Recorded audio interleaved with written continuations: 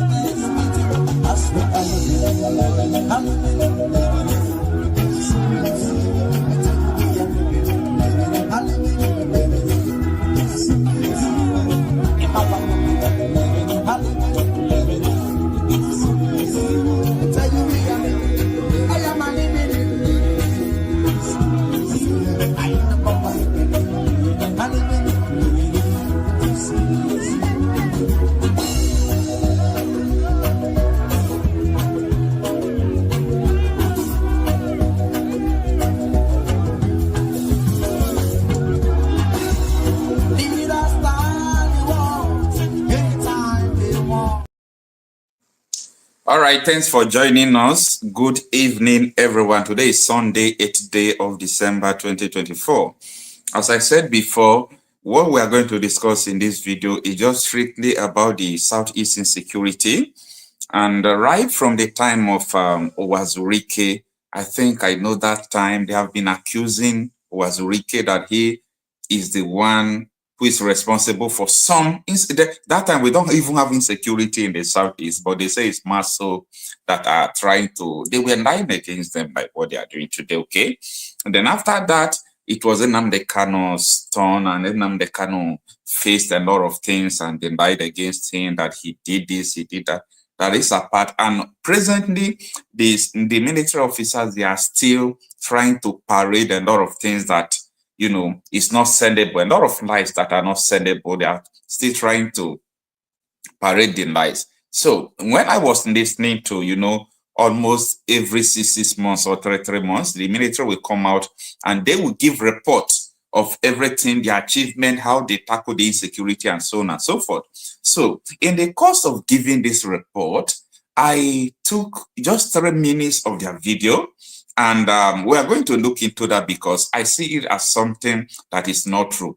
And after the video, I'm going to show you why I disagree with the military, that the terrorist camps or people who are kidnapping in the Southeast, that they continue to label ipob or Biafra agitators and so on and so forth. That is a typical lie. And I am going to prove it to you in this video. So stay with me. First of all, let's go to the Army spokesperson. Let's see what he said about the Southeast insecurity, how far they have gone about it, and their achievements. In the Southeast theater, that theater was marred by the activities of the indigenous people of Biafra and their Eastern Security Network terror group. Now to the Southeast, where we have Operation Udoka. The troops of Operation Udoka sustained the momentum in finding, flushing out, and destroying the indigenous people of Biafra and their Eastern Security Network terror group members at locations in which they are hibernating. Additionally, troops worked assiduously to curb crude oil theft in that operational theater, while addressing other security issues such as ritual killings. Our operations intercepted and arrested several indigenous people of Biafra and their Eastern Security Network terror group members. Additionally, many terrorist collaborators, gun runners, and informants were arrested in the course of our operations. Overall, since January to date, the troops of Operation Udoka neutralized over 666 terrorists, over 893 suspects were arrested, and they rescued 323 kidnapped hostages in the course of the operation so far this year. Additionally, the troops of Operation Udoka recovered 144 AK-47 rifles, 240 pump-action guns, and over 8,000 rounds of 7.62 millimeter special ammo, among others. Now, in summary, I would say that the military is keeping up the pressure through ongoing operations in the 5 active theaters across the country.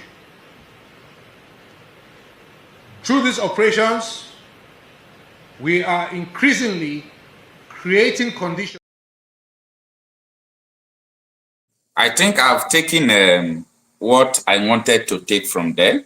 Now, the army spokesperson said that, first of all, that they caught IPOB members or Biafra agitators who are doing ritual killing. Come on.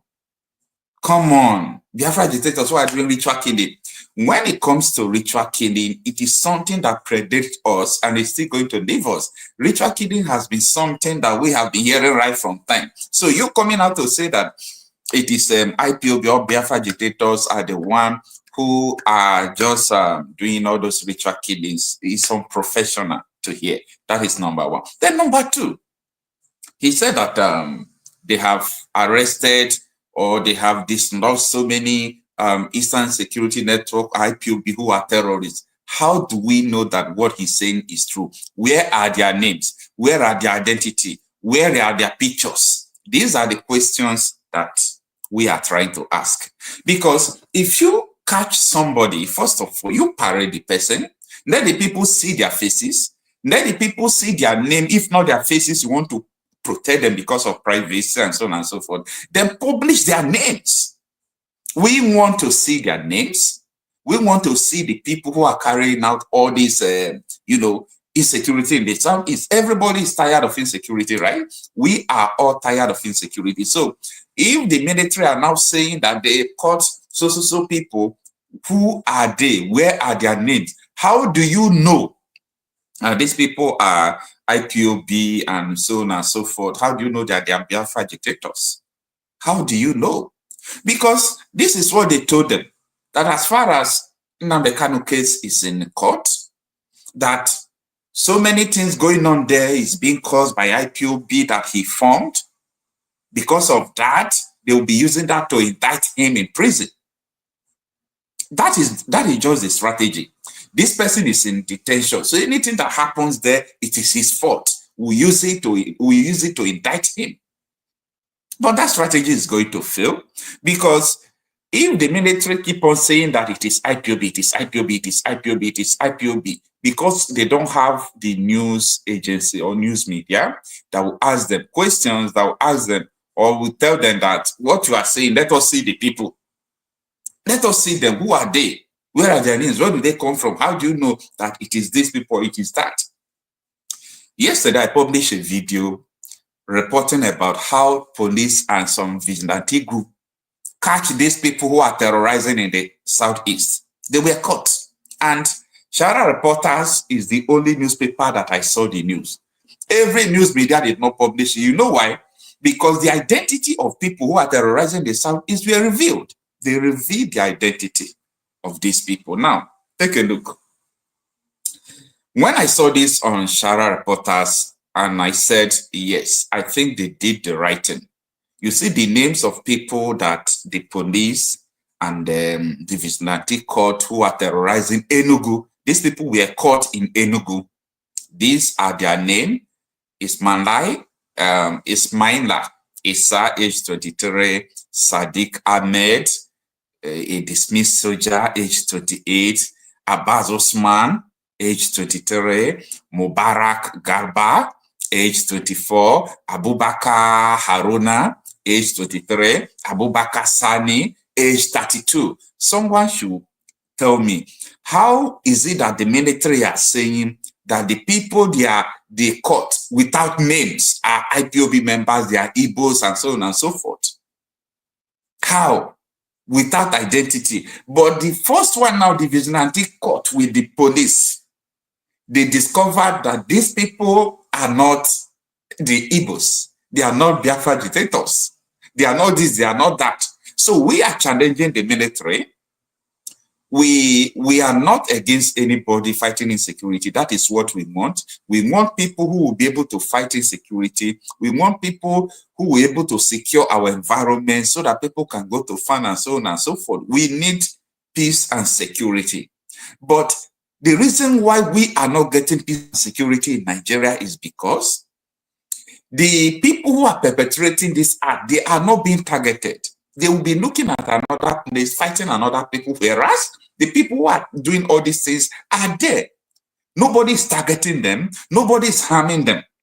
So I was surprised when the names of these people who are perpetrating all these things were published. Look at their names there. Do you see any Igbo-related names there? Look at it now. Ismaila Issa, Sadiq Ahmed, a dismissed soldier for that matter.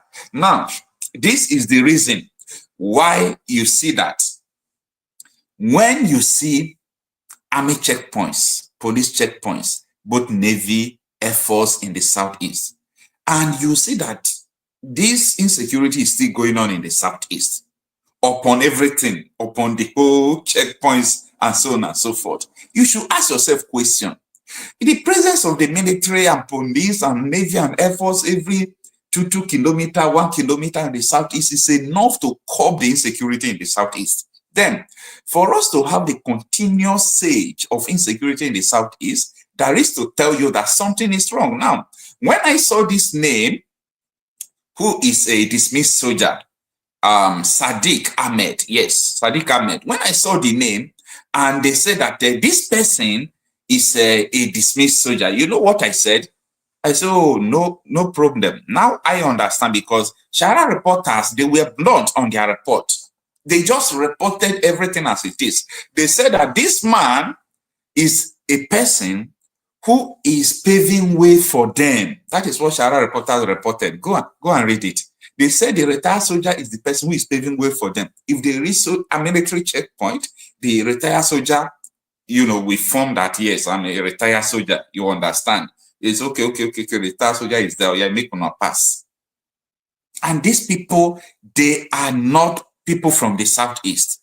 So how can military, I mean the soldier, come out now to tell us that, look at the people we caught in the Southeast, these people are Biafra agitators? We refuse to accept that.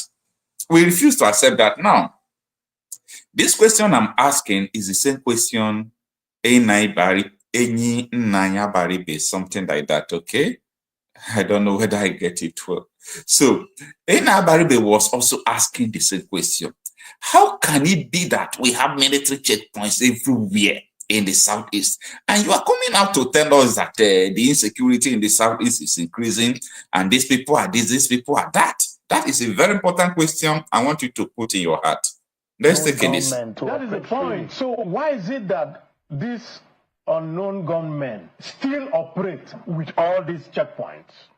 You ask yourself that question. There seems to be some a bigger picture about the perception of the Saudis, and I'll get to some of the liberalness that a lot of people perceive does not exist in the region. First and foremost, do you think that if Peter Obi had won the election, 2023 presidential election, he had become president, there could have been a change in all of this? If Peter Obi had won, you probably would have seen a better Nigeria than what we are seeing today. Number one, he will not be as nepotistic as this government. He won't. It's not in him. That is just who. Now, the part I want to take in this video is the first part. He said something there. Just that first question he asked Sheung, that first question. That is the point. So why is it that these unknown gunmen still operate with all these checkpoints? You ask yourself that. That is it. Why is it that all these unknown gunmen operate with all these checkpoints in the southeast? The unknown gunmen still operate. That is the question we are trying to ask. That is why I am saying that what this military officer said is not true. Because the police in Enugu State, with the help of the vigilante, they arrested people who are terrorizing the southeast, and they discovered that these people are never the southeast descents. And they publish their names and their age. They publish their identity. So we are challenging the military. We are challenging the police that everyone you call, if you say, do you have a criminal in your, in your hand and in your custody, you should be able to reveal who the criminal is. So the era of coming out to generalize that anytime they catch people terrorizing in Southeast, they say, oh, these people are to be terrorists. I used to use my village, my community, my federal constituency as example. I said in our bushes, the Bororo Fundanis who are terrorizing hadn't been maybe the southeast, the political southeast, that they said that it is Biafra agitators that are terrorizing. Everything happening in our community, dead bodies, you can see dead bodies even in the farms. They could have said that it is the Biafra agitators. This is what I'm trying to contend with. Okay, who is the one doing all those things in Delta State? Who is the one doing it in Benue? Who is the one doing it in other parts of the country? So why would you say that it is the Biafra agitators in the southeast? So that thing is not correct. So that is the narrative I am just trying to correct, because when we continue to say that, when you continue to say that it's not something that is fair. So this is just a short live section. I would like you to give us a call and let us know what you think about it. And if you want to join us live, please kindly join with your video or audio so that you can speak with us, because very soon we are not going to stay long in this live section. So you can give us a call through our WhatsApp number on the comment section there. And also, you can join us live and let us know, do you think that all these insecurity challenges in the southeast, as portrayed by the Nigerian military, is it true that it is Biafra agitators who are just overall cause of the insecurity in the southeast? And if they are not, how do you think that the insecurity in the southeast will end? Because if you want to shoot, maybe you want to shoot down a helicopter that is flying, you leave a helicopter and shoot the bird. The helicopter will keep on flying. So what that means is that if the Nigerian military, if they do not hold the people who are terrorizing responsible, hold them responsible, hold them very well, you can't even fight insecurity, because you don't know the people who are doing it. You keep on saying it's Biafra agitators, Biafra agitators. Continuously, even as I speak to you, we still have attacks in the southeast. The attack continues. So are you sure that it is the, what is it called, Biafra agitators as the military are portraying? For me, that is the bone of contention. I said, no, it is not, because we have enough proof to show that these people are not the one who are doing it. All right, we have a brother in the house. Let me unmute him. Okay, you can unmute yourself. Aka Onye Wetere. Akunye Wetere, okay. Good evening, Oga Okocha. Thank you for joining us. Please tell us your name and where you are calling from. If it is Akunye Wetere, your answer, we already have it on the screen. You can also tell us where you are calling from, but it's not compulsory. You can talk to us without revealing your identity if you feel that your security will be threatened by speaking to us. Okay, to start with, that's my name there. But where I'm Okay. calling you from, where I'm speaking to you from, I will not reveal that one. So, All right. first of all, I will appreciate you for the work you are putting in because you people that are, will I call it small media, has taken up seriously the work of the mainstream media. I've been Okay. following you, your analysis is always superb. These are the work that all our Thank you, mainstream sir. media are supposed to be doing. The shouting of detailing the names of the people that the police catch did not start today. I Yeah. am in this your platform to also tell people that it's not what you just wake up to do. You've been giving it as analysis, you'll be giving it as an evidence with the proof. You've been giving it as a prophecy. This just come up to make everything that you've been saying, to make it for people to know that you are saying whatever you are saying with fact. Exactly. That's by the way. So coming to southeast and south, according to the partition of Nigeria, how they partition people, leadership in the northern side, they know what they are doing in terms of leadership, in terms of their leadership construct. They know what they are doing very well. Leadership in western side, they know what they are doing very well. But when you come down to south and southeast, they saw this divide and rule syndrome. After sowing it, after the war, carefully planned it and plot it. Now, they now left us in the hand of our rulers, Okay. ranging from church leaders, traditional leaders, and our so-called politicians. They carefully plan it, and that is the problem we are facing. After that problem, we now enter this balkanization of people in the south, east, and south.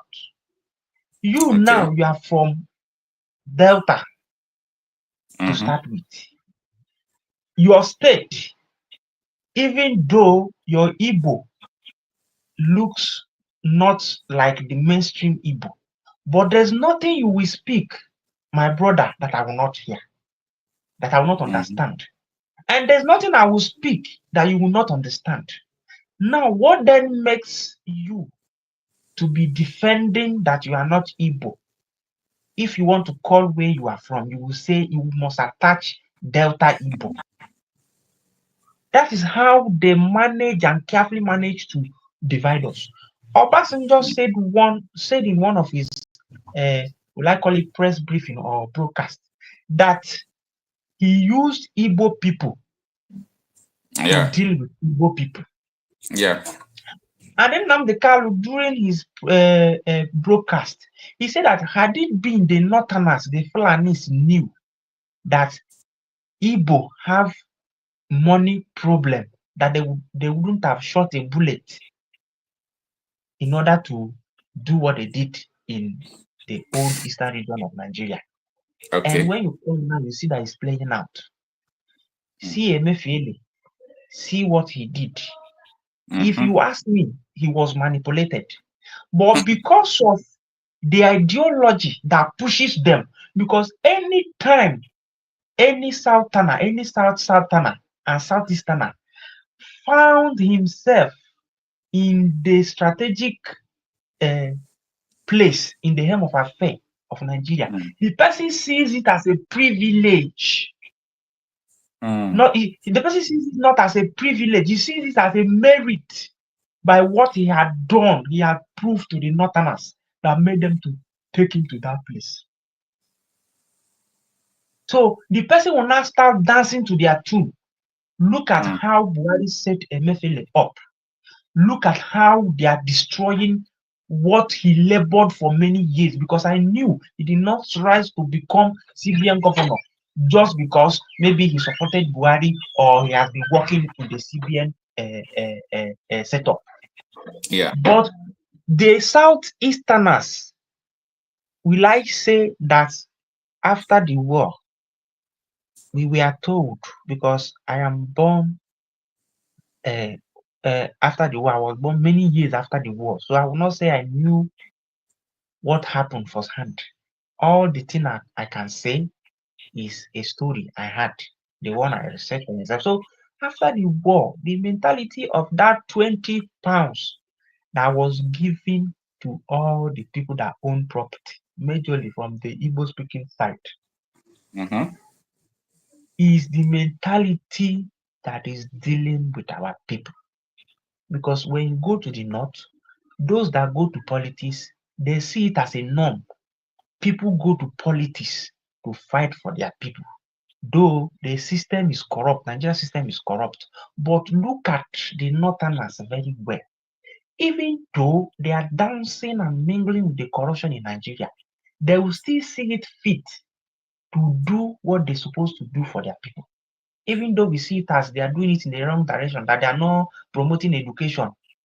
If you look at their construction, the way they configure themselves, you will notice that they are not mainly after education, but their culture is top-notch. When you come to the West, even though that the corruption in Nigeria has eaten deep, even it is about to collapse the system, the Westerners knows what they went for to do in politics.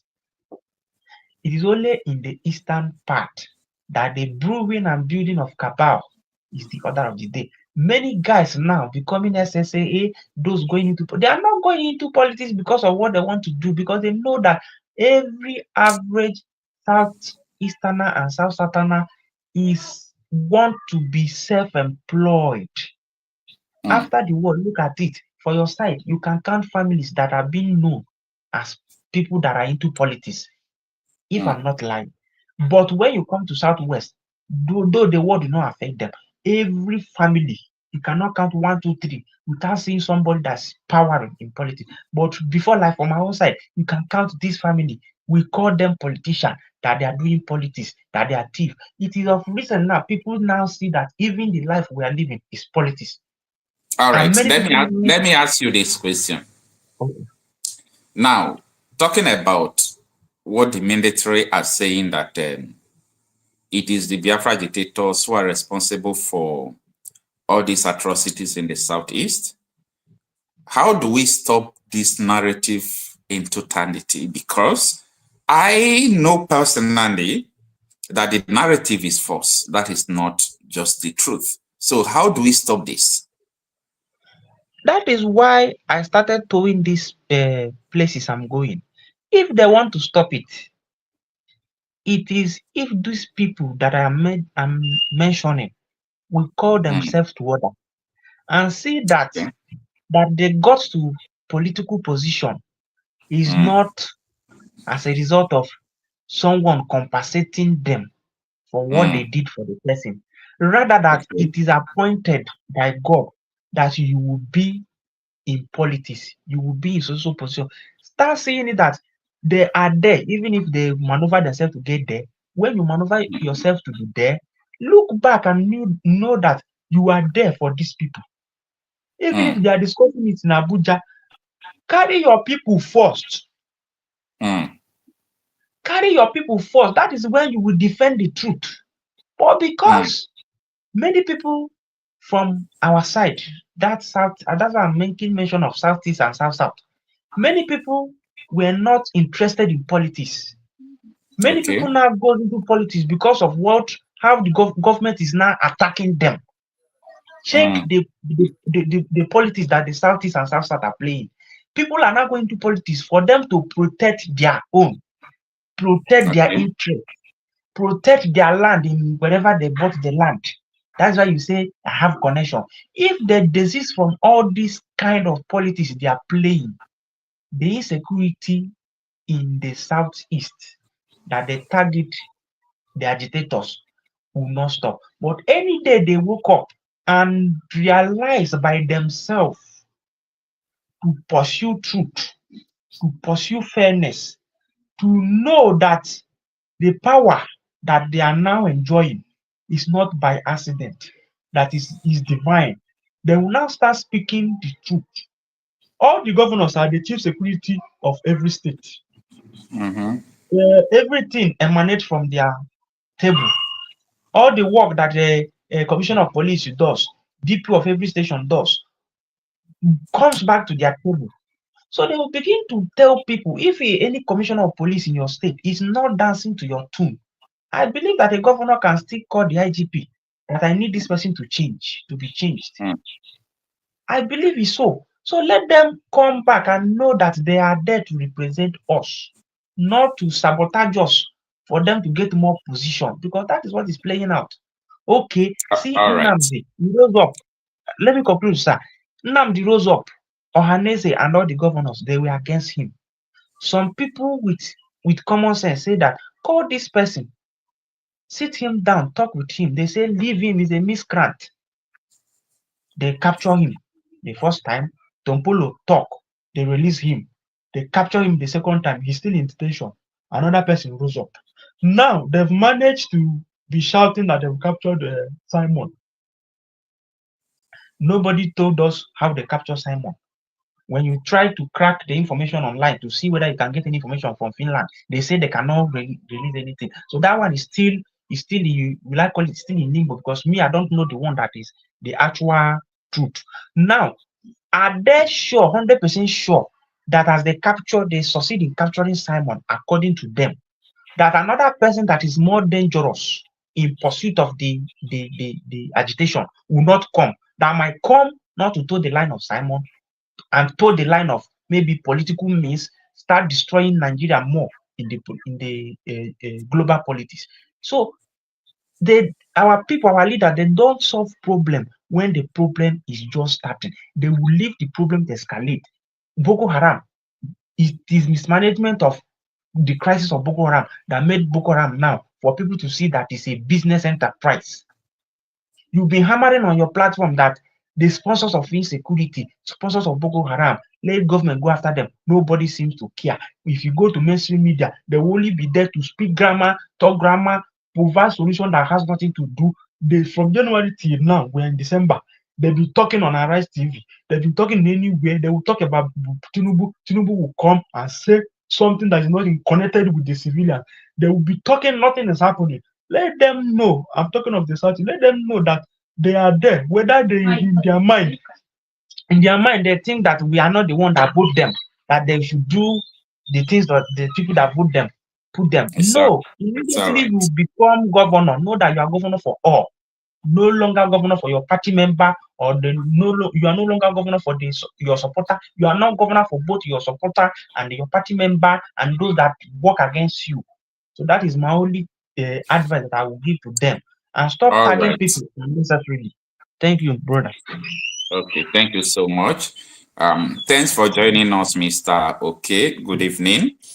Viewers, please don't forget that you can also give us a call through the phone number, just WhatsApp call only, through the phone number on the comment section. Mr. Okay, you are welcome to this broadcast. Recently, that was yesterday, the Nigerian military, the Nigerian army, they gave report on how they have gone about fighting insecurity. And when it comes to the Southeast, they were saying that there are so many camps of the ESN and IPOB terrorists, as they mentioned them, that they dislodged them. And anything they did in the Southeast, they were just calling Biafra agitators. They said people in the South are people who are stealing oil. The North are just normal terrorists. No bandits, no Boko Haram, but that is another topic for another day. Now, day before yesterday, the Nigerian police force, in collaboration with the vigilante in Enugu State, they caught some of these people who are terrorizing the Southeast. They discovered that one retired soldier who always paved way for them because of checkpoints to go and terrorize the Southeast was among them. And their names were released, as you can see on the screen. These are the names of people released by police who are terrorizing Enugu. And in this name, there is nobody, even from Middle Belt. All of them are Bororo Fundanese. As you can see, their name is Mainda Isa, Sadiq Ahmed, a dismissed soldier, Abbas, Osman, Mubarak, Garba, Abubakar Haruna, Abubakar Sani. The questions I am trying to raise in this direction is this. How can we believe that people who have been terrorizing in the Southeast, as they portray it to be, that they are Biafra agitators? How can we believe this story? The first time police and vigilante just crossed their mind to release their names. Look at the names they are releasing. So how are we sure that everything they have been telling us, because they don't reveal the identity of people they have been apprehending since? Only thing they tag them is Biafra terrorists, ipob terrorists, ESN terrorists, without revealing their identity. So you have the mic. What do you think about this situation? Thank you, Mr. Okocha. Are you hearing me? Yeah, we can hear you loud. Good. Now, I am not the talking type, so right. I will make it very brief. All right. The problem we have in Nigeria is not any of these things we are addressing. All right. The problem we have in Nigeria is based on just three main factors. Okay, number one. Number one is the Biafrans who are seeking for their independence. That is one. Okay. The Fulanis who are seeking to Islamize Nigeria. That is true. The second. The third is the British who are there for their interest. Okay. The resources they are obtaining from Nigeria. And now this is the way it plays. The Biafrans are the strongest opposition the both other factors have. One, they will stop the Fulanese. And the worst part of it is that the Fulanese have their own different agenda, which is different from that of the British. The British are not interested whether the Fulanese Islamize Nigeria or not. Rather, they will even prefer it to be so, because they are the people they could trust to handle and then to do everything they are doing without being challenged. Yeah. And that is why they would want them to be in charge. This is not something that started today. It started right from the date of independence. Yes. Okay. If you know the history and you go about it, you will find out. It started with Nnamdi Azikiwe. After all he did and every other thing, the time we gained our independence wasn't the time we would have gained it. But because the North, whom they would want to hand this thing over, wasn't ready, they did everything, waiting and trying to make them see reasons why they should. And not until they now agreed, that was when we got that independence. And that was when the power was handed over to them. Now, they themselves not seeing the reason why it was so, now saw it as an avenue where they could dip their Quran into the Niger or whichever way they say it. That is why they started all these things. And now came to Biafrans. When Biafrans now opposed to it, we are predominantly the Christians and every other thing. It became a threat to them. And that was why they were doing everything possible to subdue the Biafrans from coming up. Okay. And and Britain was supporting them, because once Biafra goes, they've lost it all out. And the only way they can keep their business empire, which is Nigeria, is by keeping the Fulanis there to be in charge of that. That is why they don't care.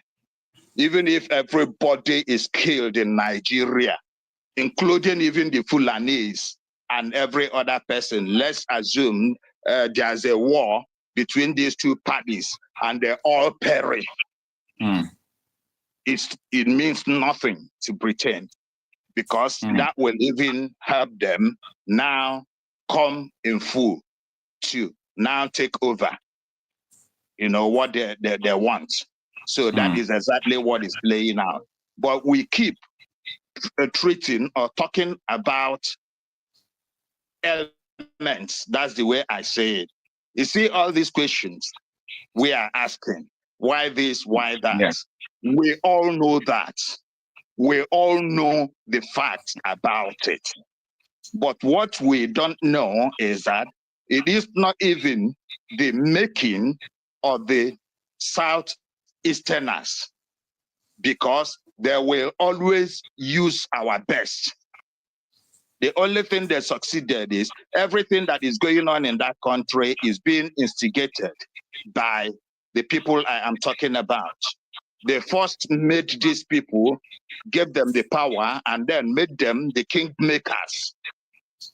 And that made them that anybody who is seeking for to be relevant knows that he cannot do it by fair means. Then that person must go to align with them.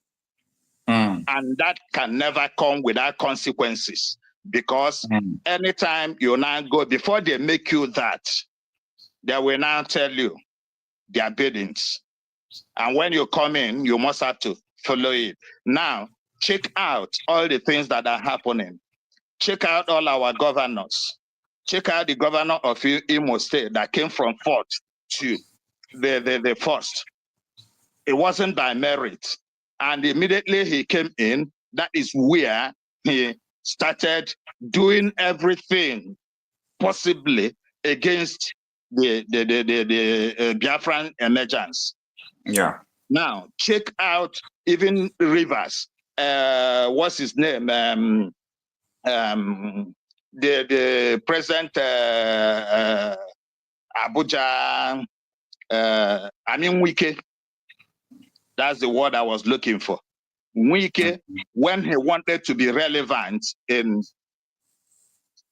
politics, he had the interest in becoming the president of the nation. That was when he was doing everything to appease them, kicking against Nnamdi, Kanu, killing the Igbos, and every other thing. All that was to make those people now see him as a willing tool, where they could now give him that position he was looking for. Eventually, he doesn't know that if someone sees you as a traitor, that person will not trust you, but will only use you to gain whatever he wants.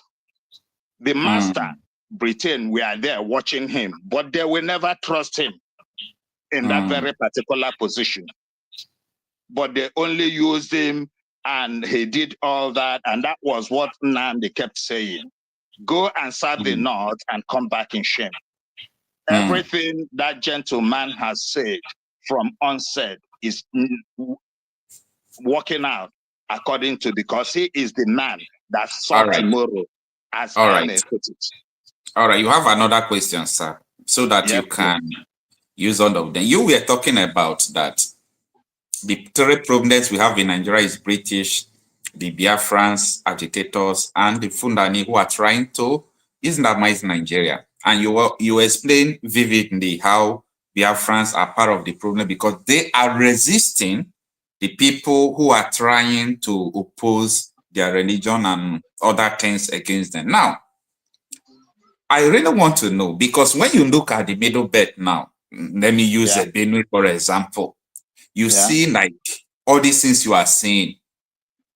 Now, the question is it because these people don't have people who are resisting all these Fulanis who are burning their houses, chasing them out of their ancestral lands, and the federal government did not rebuild these villages up till now? Nothing is happening. They're not Nigeria, and these people have the agenda. This is caused by the Fulanis, not by the Nigerians.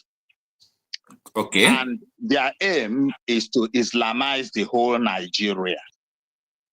And they must have to. Okay, let me digress a little.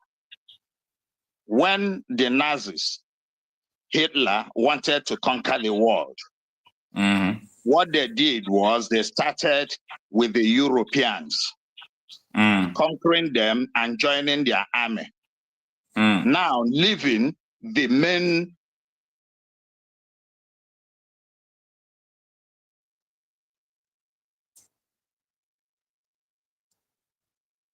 and are you there? Yeah, I'm here. Are you hearing me? Okay. Yeah, I'm hearing so you. Which is America and Britain. They were doing all those things and now joining their army and all those things. This is exactly the template that is playing out here.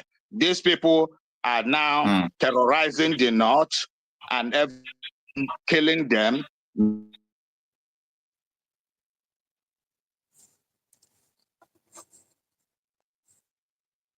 I think there's a little network problem. Are you hearing me? Yeah, I can hear you now. I can hear you now. So if they succeed in doing that, even the West now that thought they are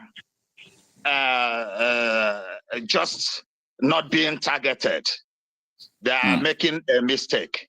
Because after they now feel that they can now subdue even the West, they will come after them. And all right. After that, they will now come to Biafrans. But then the whole thing was nipped on board for the fact that somebody like Marcel Nnamdi Kanu now came up. Yeah. So he couldn't now and started raising everything. Started raising the security outfit and every other thing. Now they saw it as a very big threat. They wanted to stop it by all means. And all these things is not by their making. That is when they started attacking the ipob, and they gave it a bad name in order to kill the dog by designating it as a terrorist organization. We all saw all that happening. Then from there, all these things. But the only thing is that when something is bound to happen, then it must have to happen. There's always a time for anything.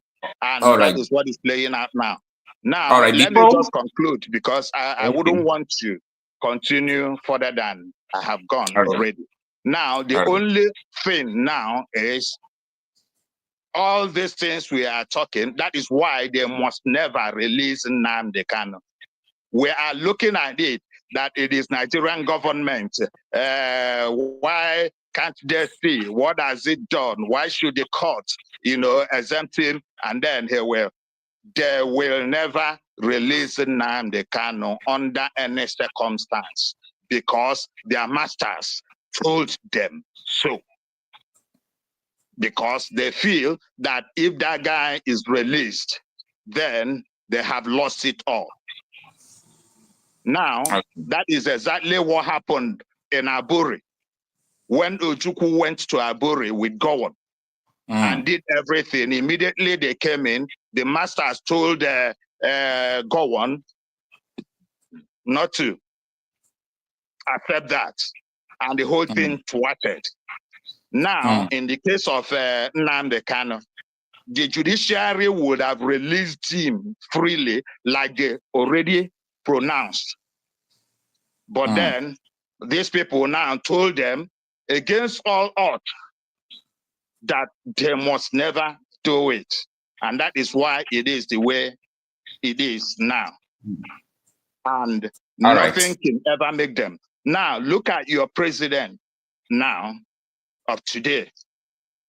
All of them have skeletons in their cupboard, and that is why they use them. That guy couldn't have won this thing, but then they put him in there. Because now, do you know why something like the Muslim thing that was cancelled, all those things were in the name to make sure that whichever way it goes, the Muslims will still be in that power so that they don't make the mistake of handing this thing over. They don't trust any Christian. If you check what happened when Buhari traveled, within just a space of time, Osibanjo now changed one or two things. The thing came as a blow to them. Immediately, he stayed what he went for, came back immediately, and now reinstated all those people and thwarted. And that was when they relegated that man to the background and made sure he never came up to do anything. That is just the reason. That is the reason why they moved Jonathan from that very particular position. And immediately they removed Jonathan. They changed everything to the Fulanis, all security apparatus and every other thing. So it's all right, sir. We have exhausted your time. All right. Okay, then. Thank you. So thank you so much. We start looking at the root cause of the problem, then the better for us. What we are doing is just treating elements and not treating what do we do? What do we do? Just in 1 minute. That's the thing. What we will do is this. It's like we are a little helpless. I must have to tell you. A little helpless in the sense that they have grabbed the power now. And then the only thing you can now suggest is maybe going by violence. But that is not any way to be advised. Because if you go that way, that will not stop them. They will still do whatever they will want to do for you not to achieve what you are looking for. So I think the time of the Biafrans has come.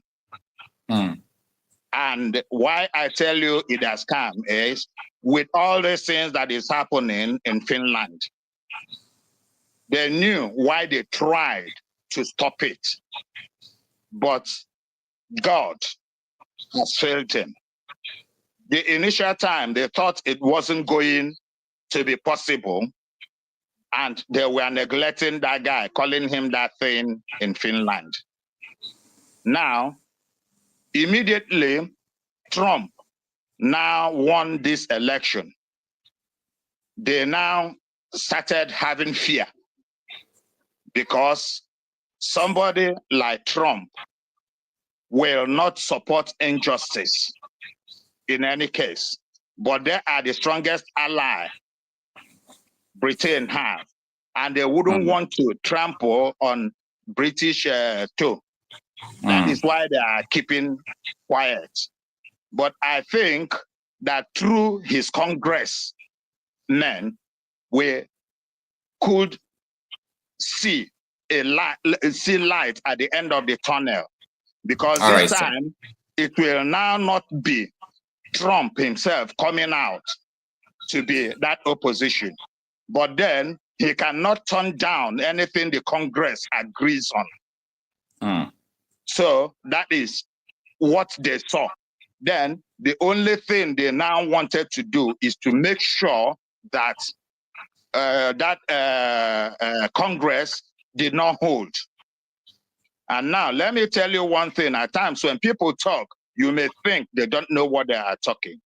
You see this investigative journalist called Kemi, I don't remember her Yeah, I know the lady you are talking about. Yes. The lady once said that something was going to happen on the 30th. And that thing is that they will invade the Easterners. That thing was quite correct.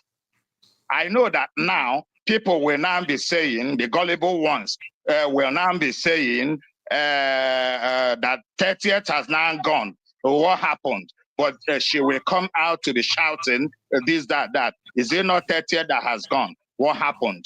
And rightfully so, they may say so. But now, what really happened is something in Finland that was what stopped that thing from happening, because the intel they had now knew that that was going to happen, and they were expecting this thing to be announced on the date they placed it, which is 2nd.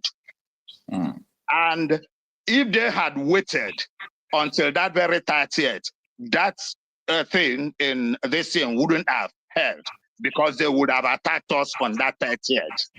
And under the grounds that that Biafra is still under Nigeria, and whatever they are doing, they have the right to do anything. But that thing took them by surprise with the intel and was now declared on that very particular 29th. And it was on record that it has been declared. So that prevented them from that attack, because if they had gone in to now attack again, it will be obvious and things will, and that was what saved the situation. And with that, I believe that is where our light, which is at the end of the tunnel, will come from. I rest it here. Okay, Mr. Okay, thank you so much. This is all about 38 minutes of talking to us, and what you said is something that all of us are going to ponder on. You know, especially the third problem you highlighted. I'm going to do more research about what you said, and I'm going to come back and use it for brokers. You see, what you said is voluminous, but you just try to summarize it. Thank you so much. I really appreciate it. Thank you very much. All right, before we come to the screen again, let us have callers who have been calling on the phone through WhatsApp calls. Hello. Hello, Okocha. Yeah, thanks for joining us. Good evening. This is 6:35 p.m. Nigerian time. Your name and where you are calling us from? Hi, my name is Sito. I'm calling from Freetown, Sierra Leone. Thanks for joining us. Okay, I'm just I bumped into your program, and then I listened to the people that spoke. All right. And then he wants me to call in this program to set the record straight. All right. Because if we don't set the record straight, then there is no worth of we Igbo people have a place to live in this planet Earth. That is how I see it. It doesn't matter what anybody says about it, but the truth remains the truth. Some of our people holding the Bible today, and inside the Bible they said, you shall know the truth, but the truth shall set you free. But I wonder why people does not obey those script that they have been holding in that gospel Bible. But I mean, my own opinion, I have to lay it bare so that my people will understand the truth. All right. And then Share your opinion with us. Yes. Okocha, you have to know the truth. If you want to, if you don't want to know the truth, or you know the truth, I want to bend it the other way around. It's up to you. At the end of the day, you'll be judge of what you present to our people. Yeah, it depends on what you call the truth anyway. Yeah, exactly. Okay, let me go to the reason why I call. All right. Marcel was agitating peacefully, setting the record straight to the international community that he wants referendum. If his people decide to vote on that referendum, that if they say that they want to remain in Nigeria, he will hands up. All these things are in media space that everybody can find it. That even if his people voted and said they want to still remain in Nigeria, he will hands up and allow them whatever they see they should take. Now, Nnamdi Kanu, most of you don't even know that Obasanjo have arrested Nnamdi Kanu before. And I'm making it here now so that people will go and make research. Because some of these are our people who think they know anything, they don't know nothing. But it's better we set the record straight. But Obasanjo being who is a traitor, he knows who Nnamdi Kanu is. He keep it he keep it low because he knows what Nnamdi Kanu is fighting for. Now that one has gone. Nnamdi Kanu keep agitating for the peaceful freedom of his people. He established ipob, Indigenous People of Biafra, and made the world understand that we have to go. Our agitation was very, very peaceful. And he has been carrying it, broadcasting, educating our people. And Nnamdi Kanu was being kidnapped by Buhari regime in 2015.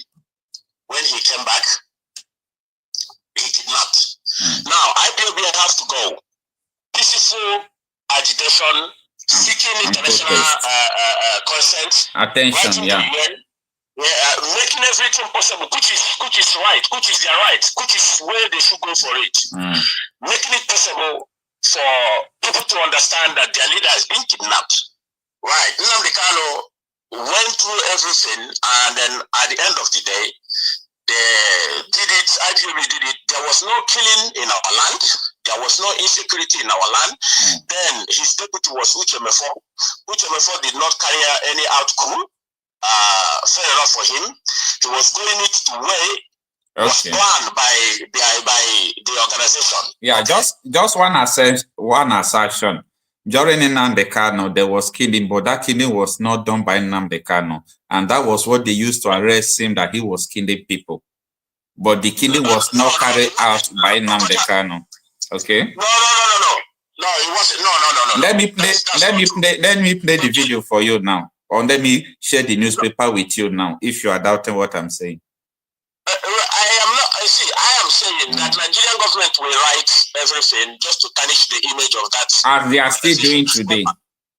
Yes, I know, I understand. That's why I'm coming. I'm trying to tell you, the history, because we follow these things right from the beginning. Right. That's why I don't want people to turn it the other way around. I will never allow people to turn it the other way around. Now, Nnamdi Kanu, Uchemefo was broadcast. We are all watching. Everything was going. Okay? Now, Nnamdi Kanu was given condition with some people was going to burn him and other things, blah, blah, blah. And some rabbis stood and he was bailed. He carried on agitating, going to Biafra land, telling our people that look at what is going to happen. He kept going. He wasn't going well with Igbo politicians because they see it now that somebody have come to wisen up our people and to make our people understand the danger they are in Nigeria and the danger that these politicians possess to our people. Okay? Now he went, they called him a meeting, okay? Yeah. In Enugu. Okay, so for them to ask him what exactly are they going to do so that he can drop this agitation. All this I'm telling you now, it's a record. So for them to negotiate, they were asking him to drop the agitation so they can go for restructuring. He told them, you start, I will never drop this agitation, but start the restructuring. Let's see first that you people are mean, so that he can see. Now, the first meeting go, the second meeting is where they called him in Enugu house.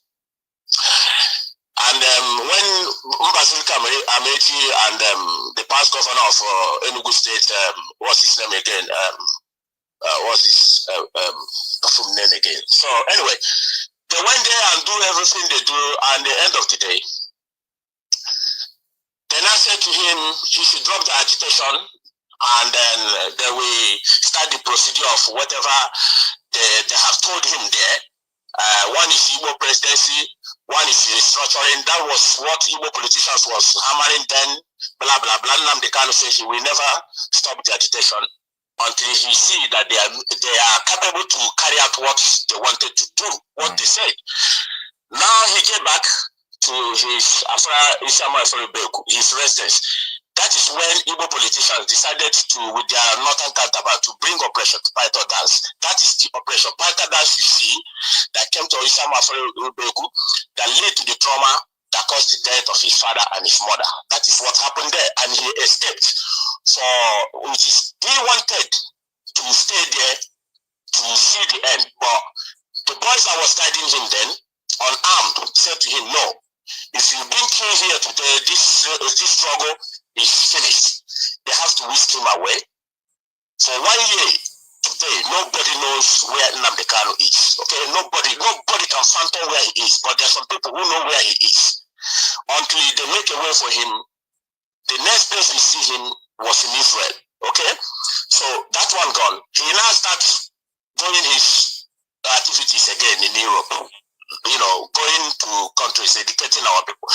Let me cut this thing short. He now make his way to whatever African country, he make his way to Kenya, and unfortunately he was kidnapped. Okay? Now, when they noticed that he was in Kenya, I don't know how many people. Now this is where I cannot accuse anybody. Okay? Until Nnamdi Kanu said it by himself, so that because I don't carry propaganda, I hear from the horse's mouth, so that I can say, okay, is that exactly what happened? Well, propaganda cannot help us, because if you carry out propaganda, you are killing more people. Now he was kidnapped.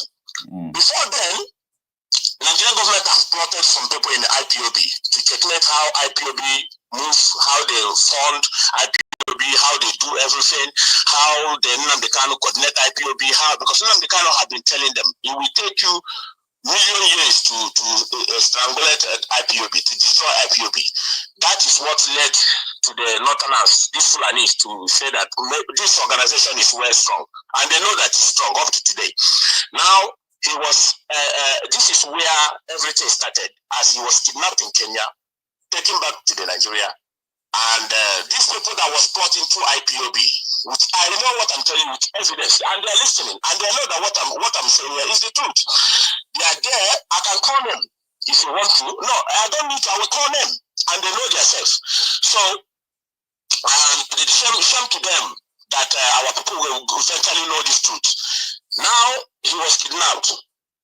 Where Nnamdi Kanu said, go, he called many people, he called Ikengurago for his good, because if you, now, that Nnamdi Kanu is not here, if Nnamdi Kanu was here, the job you are doing, Nnamdi Kanu will recognize you. He will recognize that's who he is. His mind is, he has nothing to hide. Now, he called many people names to listen to follow, share.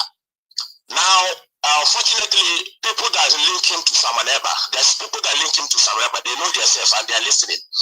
Samaneba managed to interview Marcel Nnamdi Kanu, okay? He was not an IPOB member. They bring him in Finland to take oath. He refused. He said he cannot take oath while Nnamdi Kanu name is there. All I'm saying here is evidence and is documented. Now, being Nnamdi Kanu, before he take that interview, they told him that Samanapa wasn't on oath. I don't know how the person, some women in America managed to convince him as Nnamdi Kanu. They give Samanapa oath on air, blah blah blah, and he interviewed Mazen Nnamdi Kanu because of the job he was doing, Samanapa was doing, and calling out Nigerian government, you know, saying it the way you are saying it now, the way you are passionate, because I watch you all the time, you are passionate saying it, okay? Calling out Nigerian government for the issue they are, that was Samanapa was doing then. Every of our people was happy, you know, seeing him saying these things and Biafra agitation. But this is the same guy in Finland, because I have people in Finland. When, as of 2000 and when Ekwemadu was beaten in Germany, in Nuremberg, Germany, Samanapa, I don't know if you see the video, came out and said that he used to call ipob then ipob, that the leader of ipob need to come and apologize to Ekwemadu. He was one of the errant organizer boys which are carrying all these bid and other things. You know, now the video, I don't know if the video, Nnamdi Kanu seen the video or not, because Nnamdi Kanu is that kind of person, he wants to know where you're coming from. I don't know if that video, because I asked if we need to see that video, people cannot even tell me whether he saw it or not. Now the video was there, people can send it to you to see where Samanapa was calling Nnamdi Kanu to apologize to Ekwemadu and other things. Now, this is where they were pushing him. I don't know, some of our people, when you speak about Biafra agitation in Finland, Samanapa wants to call the police for you. Ask if I'm lying. You cannot mention Biafra where he is. So, just in a second, this guy pump up and start talking about Biafra and all that. Nnamdi Kanu recognize him. Say, listen to Samanapa. Here is changing another dimension. Listen to him share his progress since he's talking about ipob, Biafra, which is the right of everybody. If you have been oppressed, you have right to speak up. We are not taking it away from him, including you, including everybody. Now, and Nnamdi Kanu said, listen to him share his word, he's bringing another dimension. And on that interview, he made it clear to him, don't allow the devil to enter you. The video is there. He said never. Samanapa said never, never. And the interview went finished that day. Now, Nnamdi Kanu kidnapped. The organization that you are not into, how come do you start accusing the people that is working with Nnamdi Kanu that they sold Nnamdi Kanu? That one alone is insecurity in Igbo land. If you don't know it, that accusation Nnamdi Kanu was kidnapped. We barely want to know exactly what happened. Nobody knows what happened. We make an inquiry. We want to know how come he was kidnapped. Nobody knows. But the main person who deceived Onyendu was his brother, Kanu Takano. I'm saying it here on air so that he could know. It was Kanu Takano who all right, sir. Please just try to summarize because I have questions to ask you. Because what I'm trying to tell you here now is the truth. Now, Kanu Takano deceived Onyendu. That is fact. Now, Onyendu fall into that trap of his brother. Yes. Now, Kanu Takano been pushing Samanapa to come and be taking over ipob because Kanu Takano was not in good time with the DOS. Nnamdi Kanu, people he left to manage if he's not there. Samanapa came out with his all propaganda. From this bottom of the pit, from bottom of hell, you accuse people who you do not even ask. Call them and ask them what happened. If you're sincere, call them and ask them what happened to Onyendu. And they will explain. But you didn't. You start accusing them that they sold Onyendu. That one was a propaganda and insecurity in Igbo land, and our people bought that rubbish. Bought it and we make investigation. Send delegates. When they release, when the SSS refused to release Onyendu, his organization put on sit at home for the SSS to panic and let them see Onyendu whether if he's alive or not. That is where sit at home come on board. It's the DOS that put it so that they will know, because the SSS refused to bring him out and refused people to see him. Now, Onyendu himself, the letter allow people to see him, and People now find out that Onyendu is alive. Onyendu, they sent the message to him. He said, cancel that seat at home.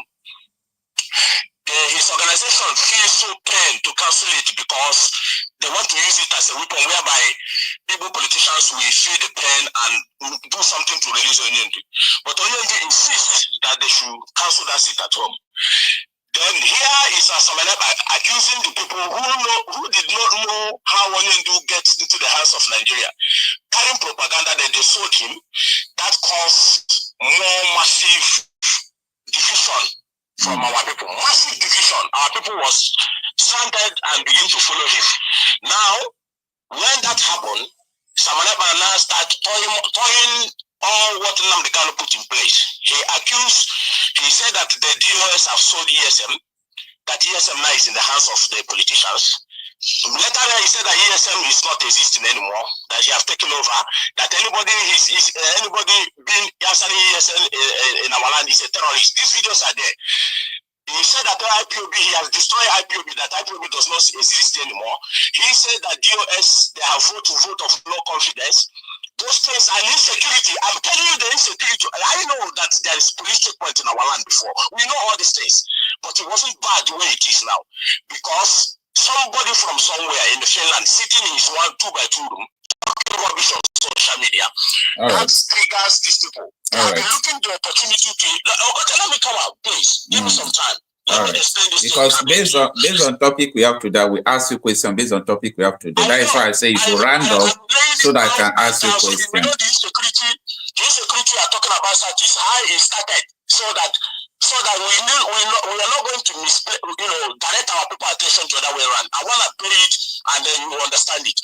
Now, what we are battling, Nnamdi Kanu from Eastern Security Network, not to attack Nigerian police, Nigerian army, not to fight anybody, but to curtail the menace of Fulani terrorists, militia. Those ones are coming from Sahel to kill our people in the farm, to destroy our people's crops, to rape and destroy our people. That is why ESN was formed. ESN was formed, everybody was happy. That December, that day, everybody came back home. Our land was peaceful. Enjoying,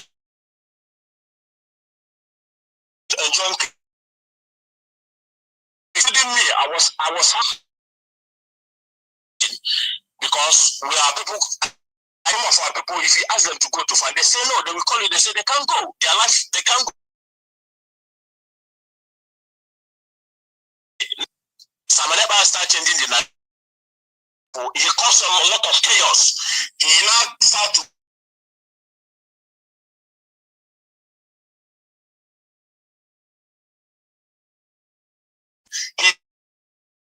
Of them fall into his trap, and he starts pushing his own agenda to take over what Nnamdi Kanu have put in place, his own propaganda to what Nnamdi Kanu have put in place. And I say to people that what Samaneba is doing now, that they're going to fight when he comes out. And that's when I say to many people, they have called me and said, oh, he'll take the narrative of our people.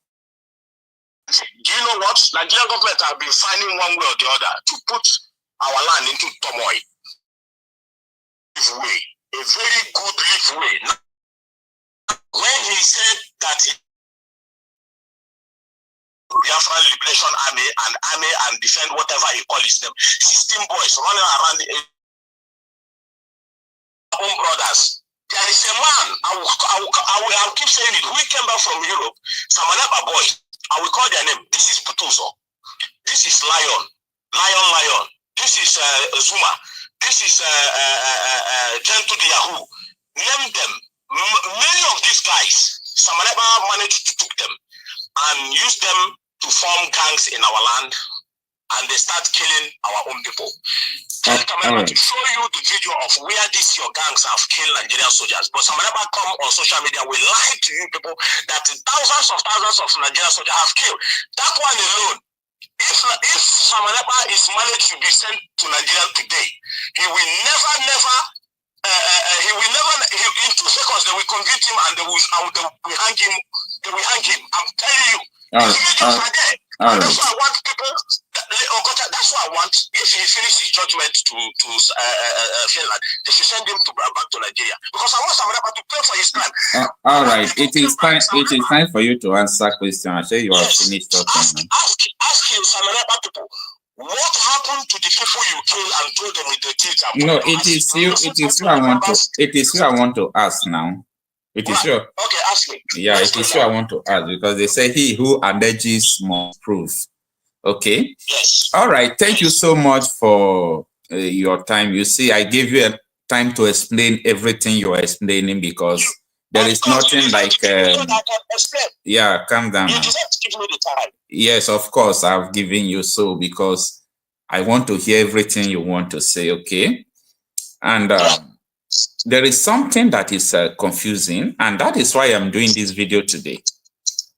And I've been saying this thing time without number, that the insecurity in the Southeast, that most of them, or if not all of them, are being caused by politicians, either people who brought Fulanese from the northern extract.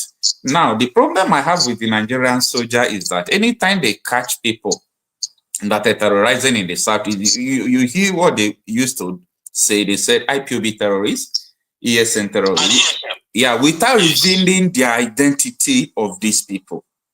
But there is a new, they call it neighborhood watch. They form it in Enugu now.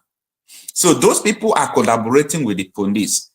The first time they caught people terrorizing in the Southeast, they released their name yesterday.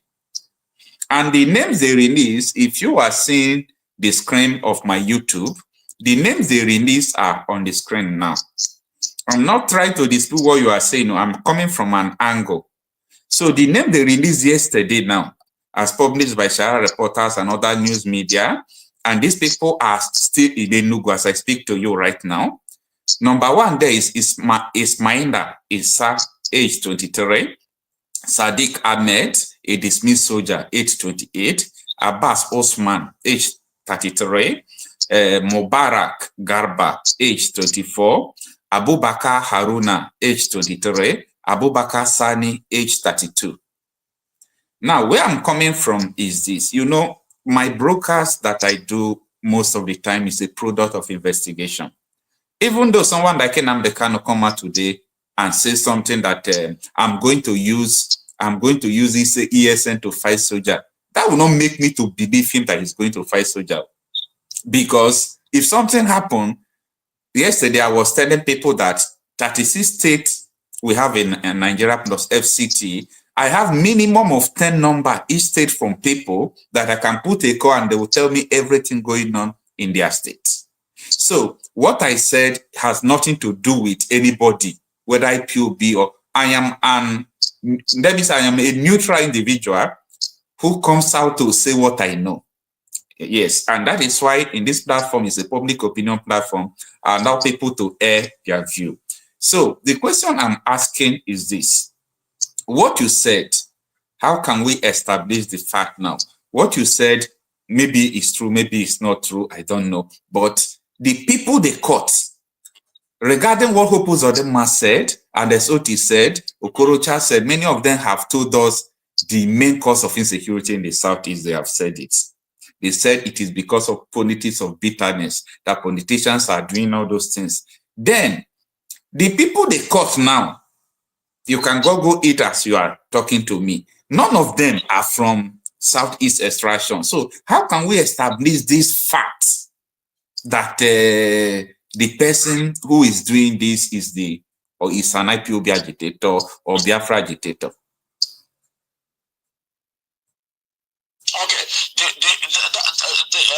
Okocha, let me answer you. Let me come from Hope Uzodinma. In as much as he's a coward, our people they don't vote him, and we know the reason why the Northern has put him there to destroy our land, including Obiano.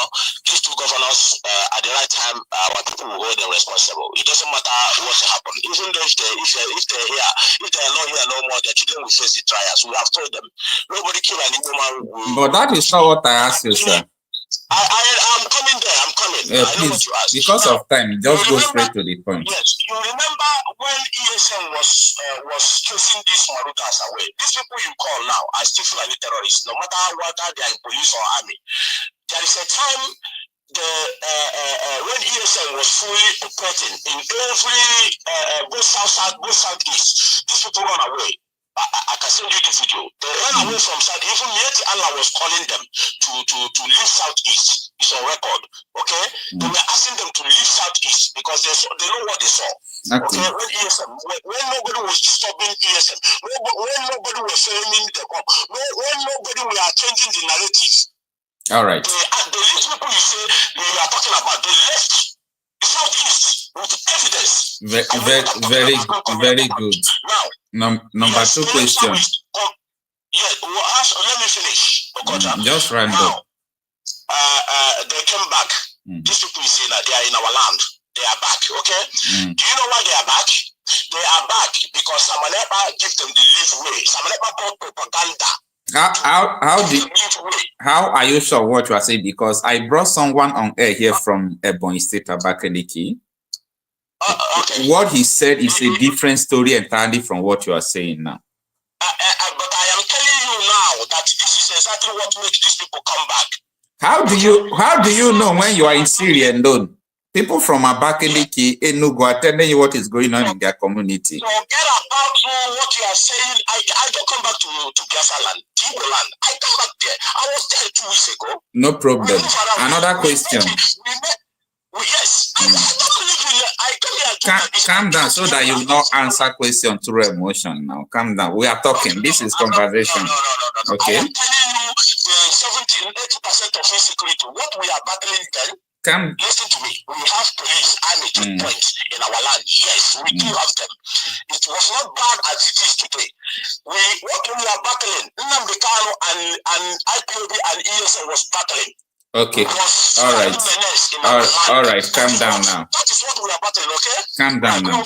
Let me answer the second question. Yeah. There was a place the unknown gunmen went to break the prison in Imo State. And a military man challenged the Imo State governor to play the CCTV camera of government house that is opposite the prison. Let them know who are the people who went there to do that thing. Up till now, they did not play the CCTV camera. Now, that is up. But the question I want to ask you, I am from Delta State. There is nothing like ESN in Delta State, nothing like Biafra agitators like that in Delta State. But there are dead bodies in our bushes, kidnapping more than Southeast. What you people are seeing in this their political Southeast is a my case compared to what we are seeing now as I speak to you. But we don't have all these Biafra agitators.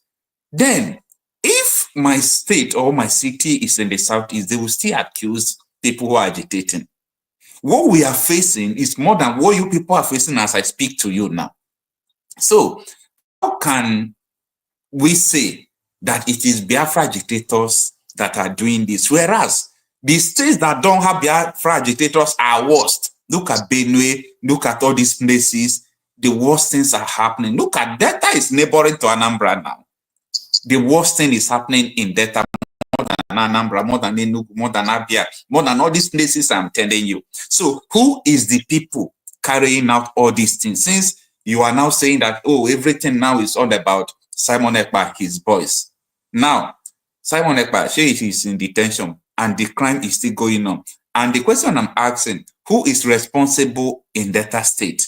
Since you said it is Simon Ekpa then that are responsible in the Southeast. I am not saying everything was him. I am saying what is happening in the Southeast. Who give them the leeway, okay? I am not saying everything. I am going to tell you what he is doing. And Okocha, I see that you have long leg to maybe you'll be speaking to, you can speak to politicians, or you can even with your whatever connection you have. I don't have long leg, though. I don't have long leg. I just have my leg. You have somebody that have. I want you to go to Imo State, go to Anambra State, go to Ebonyi State, go to all these and make an investigation about Samadeba and his boys, his menace. I think the governors who can able to take you around, they are listening. They are listening to you. So if you think they don't listen, they can able to tell you the kind of Samadeba and the one that is not described. I am not saying that everything was him, but I'm trying to pinpoint what he did that caused our people, that make our people to be in disarray. All right, there is a video. Now, what is happening in Delta State is as a result of the failure of the politicians there and the governors there. No. It was like that when no. the was there. No. Okocha, let me come down. Let's debate this thing very carefully, okay? I am telling you now, it was there when Okocha was there. Okay, when Okocha turned blind eyes, thinking he's serving the Northerners, and his people were being killed. Okay. No, it's not when Okocha was there. They shipped these people during election time. I still have the video when they load these people on truck when they were coming to the south, to the southeast and southwest. I have the video where they were coming. Okocha, yeah. I am not. See, I know all these things more than you. The person you are talking to is just not an ordinary person. I said, I know all these things more than you do yourself. Okay, I can give you on and on. That's why I say to you, I will pinpoint the crime of Samaneba. I will pinpoint the crime of DSS. I will pinpoint the crime of the same way you have people that give you information. The same way we have the main people that give us proper with video evidence. Not that the last thing I can do is to deceive my Igbo brothers and sisters. Anybody who wants to be deceived, and any day I deceive them, may I never see the next day. I will never deceive them, but I will say the truth. Let the truth remains, just in case any day I was called upon, I will say this is exactly what happened, so that our people will not be deceived. Now, the main reason of I have seen somebody that called me who purposely wants to know if ESM is still existing. Okay, he wants to give that information out. I said to him, I know the reason why you are saying what he's saying. ESM is there, working hard. They are still existing. And if you put your terrorists in our land, and if you tell to state that ESM is not existing, you'll be pushed out. I made it clear to him that you'll be pushed out. We know what your agenda is. Okay, now the killings you see now, you say this was in the Delta State. Yes, we know that Marutas came from during the COVID-19 pandemic. Though it started through the pandemic time. They were being shipped in the southeast, okay? All of them, they are being shipped. Now, that is number one. It's there. That is why we form ESM, to curtail them. Because these governors, these politicians are not ready, because their children are abroad, then they move out with heavy security. They cannot be apprehended. That is why they turn blind eyes. When their masters in the law say to them, turn blind eyes, allow our people to do what they want to do. And this is exactly what is happening. Right. We know all these things. All right. Now, so what I want to do, there is a video that they asked me not to share because it involves a king. Okay. We went to the southeast. Okay. Some places. So we were asking questions about insecurity. We have the opportunity to interview some kings. And these people are not kings in all these metropolitan places. Most of them are in the rural areas. They sat us down. They told us about the causes of insecurity. They told us a lot of things, to be sincere. They told us a lot of things. They told us about the clashes of Nigerian soldiers and people who are agitating. They told us that. And the major thing these kings told us was that they are in version of Bororo Fundanese. That these people, that only people that can chase them out are the ESN. So, yes, this was what these people told us. And I still have the video, but they asked us not to post it because of some security reasons. Don't. Like I told you, don't. Yeah, I will not post it. So that is why I am trying to tell you that what the king, 1 second. That king never called you Biafra Liberation Army. He never told you Biafra BG or whatever. He told you ESN. Carry on. Yeah, because when they say ESN, because we are the one that even tell them ESN, what the man was saying that all this Nnamdi Kanu people, you understand. So what they told us gives me an inspiration that people who are agitating are not, if at all they are contributing to insecurity, it's not more than 1%. Because these are kings who are overseeing villages. Because all this crime happen majorly in rural villages, apart from what is going on in Ondo. So they told us everything from A to Z. There are some places they told us that even as we are now, we can't go there. And these people, as they said, they are not their people. And what happened yesterday just revealed so many things again, where they caught people from the north terrorizing in Enugu. So the evidence available at my disposal did not give me the conviction that people who are agitating are the major causes of insecurity in the southeast. Okocha, let me tell you something now. Like as I said, I know you have a little bit connection. You might try to hide it, but I know. I don't have. Go to Enugu State. Wow, you might whatever. You go to Enugu State. If you can ask the incumbent governor there now, which is ask him. Ask him a little bit what. I am not listen again. I am not saying that Fulani herdsmen are not still there. They are there. But the narrative they have paddled is that everybody is saying is Biafra agitators, is Nnamdi Kanu, then it's Ekpa. Because of this part, calm down and let me finish. This is where I am coming. Yeah, this is calm down. I want to explain to you so people will understand it. Why they are saying what they are saying. Because this is where I want my people to understand the reason why they are being killed today. Why it's more. It's not only your people that are being killed. That is what I'm trying to tell you. My people are being killed. Who is causing it? That's what I want to explain to you. Okay. This is why I'm coming. I want to let's stop this thing so that you have something to go home. I'll have something to go home. I have something already. The audience will understand. Whether the people who wants to understand it or not, but I want you yourself to make investigation with what I'm telling you now. I am saying to you that it's on record that Mieti Allah, go and Google, asked his people to leave the southeast when Nnamdi Kanu was around and when ESM was operating fully without sabotaging. They asked their people to leave. Why? Because they cannot face the heavy weight of ESM. I know what I'm telling you. They cannot go and ask Igbo politicians and governors. They will confirm. In fact, any step where I would tell, they will tell you they cannot face the heat of ESM.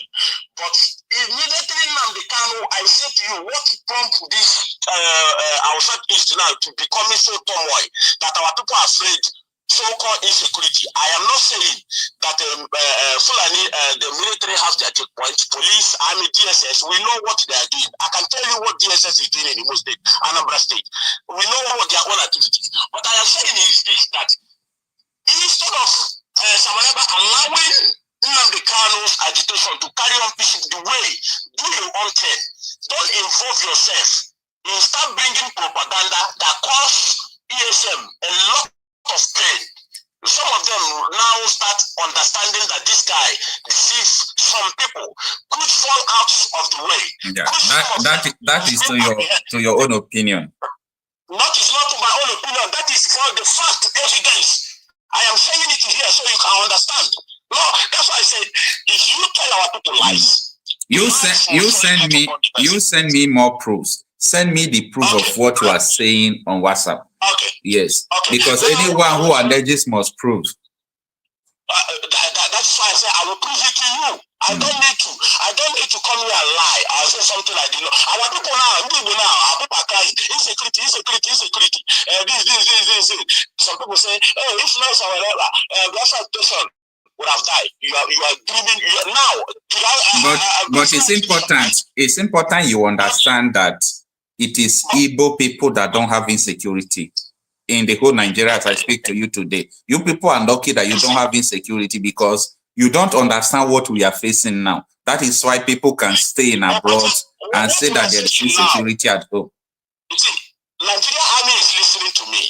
He knows the truth. And like I said to you again, we know what they are doing. I said that Ekpa, give these criminals leave way for our land to be invaded as I speak to you. We cannot take away. I want my people to understand it, and I will prove it to you. Because why? He dabbled in something he knows that we cannot handle. Something he did not create. He came and told people that. So that is why I said, calm down now. That is why I said, you have to send me the proof of what you are saying, and I will bring you live to discuss it. You send me the proof, because I've already addressed all these things you are saying now, that when it comes to insecurity, we have insecurity more than even the Igbo and the Southeastern, they call Southeasterners. Because there's some people that is totaling it. And there's some people who is taking glory. That is what I want to tell you. There's some people in my community. Are you talking about my community? Yeah, Okocha, I am talking about Southeast. That is what I'm telling you. That people who are doing all these things in the Southeast, their identity is being revealed one after the other. And one Igbo name has never been there as I speak to you now. Police is the one revealing it. You understand? Then I am telling you that in my community as well, that insecurity there is more than the one even in the Southeast, that everybody is even parading that there are insecurity in the Southeast. I said I agree with you. Yeah. But you know that anything that comes to Southeast is all different altogether. The media put it the other way around. The media want to hype it. That's why I tell them, you cannot tell us I'm from Southeast. You cannot hype something that is not there. But what I'm saying is, I know what exactly what I'm talking about. And I knew why Nigerian government focus more heavily in the Southeast as it stands now. It is the fact. Go and verify from the governors. I have the fact. And if you doubt it, go to Imo State. In as much as I said to you that we face justice. Even if he's dead, if he's not around, his children will face the warrant. You know why? Because I said it clear. Yeah, he gives leeway for some Ekpa boys for a long time to carry out. It's all right. It's all right, sir. Yeah. Okocha, let me calm down. What we are saying is becoming repetition. Like we are still repeating the same thing. It's the fact now. Let me say these things before I drop. Okay. All right. I'll go and do your find out. I'm not here to sugarcoat it like this auto bandit. I'm here to say the facts, the record, why our people are suffering. Okay? Now, if you go to Southeast now, more especially you and Anambra, okay? This place has become, those two places that, those two states are becoming so Biafra agitators most. Or have you asked yourself, why is it Ihiala, Osumuru, Lilu, Osumuru, Awo, and Osihitelangwa? All these places, all these rural places, why is it so heavy killings and house burning, mayhem, and all this? Have you ever asked yourself that questions? Why is it like that? I asked the people from that place. I told you that we conducted interview. I was just telling you how we met traditional rulers and so on and so forth. That is why I said, don't worry, send me your evidence. I will schedule an interview for you. Where we will discuss all these things. And let me tell you something. These Ekpa boys form a camps where they are into kidnapping. They are into. I have evidence of what I'm telling you. Then before you say it, bring me the evidence. You understand? That's what I'm telling you. Yeah. The evidence will be given to you. Yes, you are already live. Wait now, calm down. I want you to calm down. To go to Ebuka State and to have a conversation to the Ebuka governor if you can. I can't, and I won't. Okay, and if no person will allow you, I want the medias like you to take it to the shallow grave of some Ekpa boys, where even a man came back from Europe. Yeah, listen. Try to listen to me now. You have exhausted your time. Okocha, this is a man who pay school fees for 30 innocent children. Butuzo and his boys captured this man and they killed this man. and they took away his money, millions of millions, and they still kill this man. All I'm saying is that how you are fighting for freedom, killing your own people? Listen, now what about the people now who are confessing that they are the one kidnapping, they are the one doing all those crimes? Calm down now, calm down. We are talking about proof here. But what you are explaining is false now. It's false. Samariba contributes 80% of insecurity in Igbo land. You might not like it, it's the truth. If you want to make me to look as if I don't know what I said, it's entire, but go and investigate. I just need evidence. I am not against you. Yeah, calm down. I'm not against you. I just need evidence. Like me, you see, when I'm doing my videos or I'm talking anything, before at the beginning of this video, I played the video of the military spokesperson, how he said it was ipob and ESN. I showed the counter evidence. Calm down now, calm down. I showed the counter evidence the same yesterday where police published the name of people terrorizing the Southeast. So we are dealing with, you're on the social media, you understand? We are dealing with evidence. I don't just come out to talk. So I said, if you have your own evidence, send me on WhatsApp. I will schedule interview. Because talk is cheap. Everyone can come to media and talk. I will schedule interview. You will come back here when you send me the evidence, and we are going to analyze everything. Okocha? Yeah. Before I drop, Nnamdi Kanu never killed an Igbo man. Even when he was captured the first time. I don't know anyone who is killing apart from the proof I have. Let me tell you, I will give you what I want to relate to you now before I drop. You might like it, you might not like it, you might try to beat, they might try to convince you, but I will keep saying it so that our people will understand. That is nobody convinced me. Nobody is convincing me. I'm doing my own personal research and I'm saying what I know. No, I am not saying, I am not making an allegation on you, no. But I am saying I'm not going to allow people to use your platform as it stands, because I know that these sort of bandits, what they do is anywhere they spoil, they run to people who try to find out, who try to do their own thing genuine. They come to try to change the narrative. Now that they are criminal prime minister who says he is fighting, he's a prime minister, and when they ask him in Finland court, were you there? Were you there when they asked him? Were you there? By English, he said that he's a common youth content creator, and he was common. He's just ordinary IPOB member. But this is the man who said that he has destroyed IPOB. Were you there? Who said that no more ESN? This is the man who said that he will never listen to Nnamdi Kanu or in DSS Tonjom. This is the man who in Dr. Nnamdi's show. It's all right. We have exhausted your this thing. Go and watch Dr. Nnamdi's show 2 weeks ago when they brought this criminal Samariba. They asked him if Nnamdi Kanu comes out. We have exhausted your time, bros. Would you stop? Yes, I agree. I am happy that I hear this thing there so that my chest is free. So that people will call in. Yeah, free your chest. Don't worry, free your chest. You know I've given you time to free your chest now. If the Kanu comes out and ask you to stop, will you stop? He said no. And that they asked him, okay, now that you are prime minister, what is going to be Nnamdi Kanu position? He said there, and I quote him, that before Nnamdi Kanu said he is not going to partake in any governorship or presidency when Biafra come. But now that he has seen if he comes out and see what is happening now, he will likely take up some position. But if he comes out, he must surely come to Finland so that there they will see that on round table. These are more bashi asking Nnamdi Kanu will come to Finland. But that is not your business. Now this thing you are saying now, all this thing you are saying now is not part of our business here. It's not a Okocha. If you break your find out, you need to land.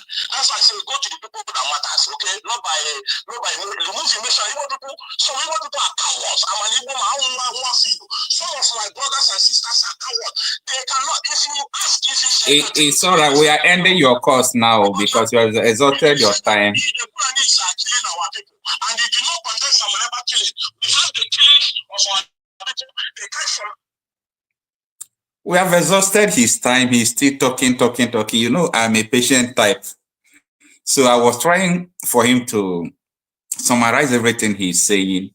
And maybe he will send me the proof of what he's saying. We'll reschedule the interview for another time. Anyway, that is a long talk. Everyone can sell something, and when you prove it, it becomes free. So I hope he can prove what he's saying anyway. When he can prove it, I think people will be happy to listen to him. And as you know, here is a public opinion platform. Anyone can come to air his grievance or what he thinks, especially when we are dealing with the issue of security or insecurity. All right, let us bring Mr. Chuki. Let's give him the mic. Let's good evening, see sir. what he has to tell us. Yeah, good evening, sir. Where are you joining us from? So, okay, I'm calling from Olo, Imo State, precisely. Olo, Imo State, center of violence. Very good. As I want to tell you the truth, as it stands now, the most peaceful place you can stay, is Olo. Sorry, I don't know. I will tell you where I'm working, but I will not mention my full name. I'm working in the hospital, Olo. So I'm a lab scientist. So okay, the truth is that I've been it's quite unfortunate. I wanted you to allow that man when I want to ask that man a lot of questions, but it's quite unfortunate you voted him. So okay, it's okay. You can. I know as you are talking, you can. I can put him on call as you are talking. I can be laying emphasis. Yes, I know. Hello. I can be laying emphasis. Yes. I wanted to refute that man in many ways. Number one, Simon Ekpa is never the cause of insecurity in Southeast. That is number one. I'm not saying it because I love Simon Ekpa special.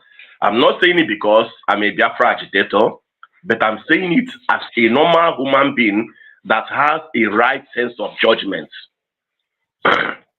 Number two, like I told you now, I'm in Olo. Olo is close to Osu. If I'm talking, just listen. If you're going to Olo now, if you're going to Osu from Olo, or that Iseke, Ihiala, where a lot of things is happening, you first of all pass Ihioma. You pass Ihioma, you enter to Amannachi. From Amannachi, you enter Awi Demili. So this place now is Osu. They are called Osu, and Osu is in Olo. Sorry, Osu is part of Osu is East local government. Olo is a different local government, but all of them are in Imo State. So you can join Ihiala. From there, you can join Iseke. From Iseke, you join in Newe. So these are the places that a lot of things are happening. Now, why are we talking? Why is it that people are talking about killing? Let me tell you the truth. Nobody is killing anybody. What you will normally hear is this. Military has went to Osu, which I have watched live like this on YouTube, because the people they are going after, the Biafra Liberation Army, let me use that word because that is what our Prime Minister told us they are. They are living in the bush. They don't even come outside. They are living in a kind of valley. So, but what we hear is the military went there. So, on the process of going there, these people have some cameras on the way. They are seeing them when they are coming. They will either only Shobunigwe on them, or they will, when they try to use jets, they will use anti-aircraft to repair them. That is exactly what is happening, sir. But coming to see people, so what now happens is that, let's say that these people maybe they receive information or say military are coming after them. They might decide to wait them on the way. So after they shoot out, if there is much casualty of the military people, they will start shooting sporadically and killing innocent people there and left. That is exactly what is happening. If nobody wants to say it, I'm saying it. That is exactly what they will kill there and leave. And when they kill and leave, you will hear Simon Ekpa is killing his people. That is where the thing comes from. Simon Ekpa is killing his people. He told them that self-defense is not a crime. When these people are coming to kill you, defend yourself. That is exactly what happened. I was going through YouTube yesterday. In fact, I watched it on YouTube. Military went to a particular kindred in Umuahia.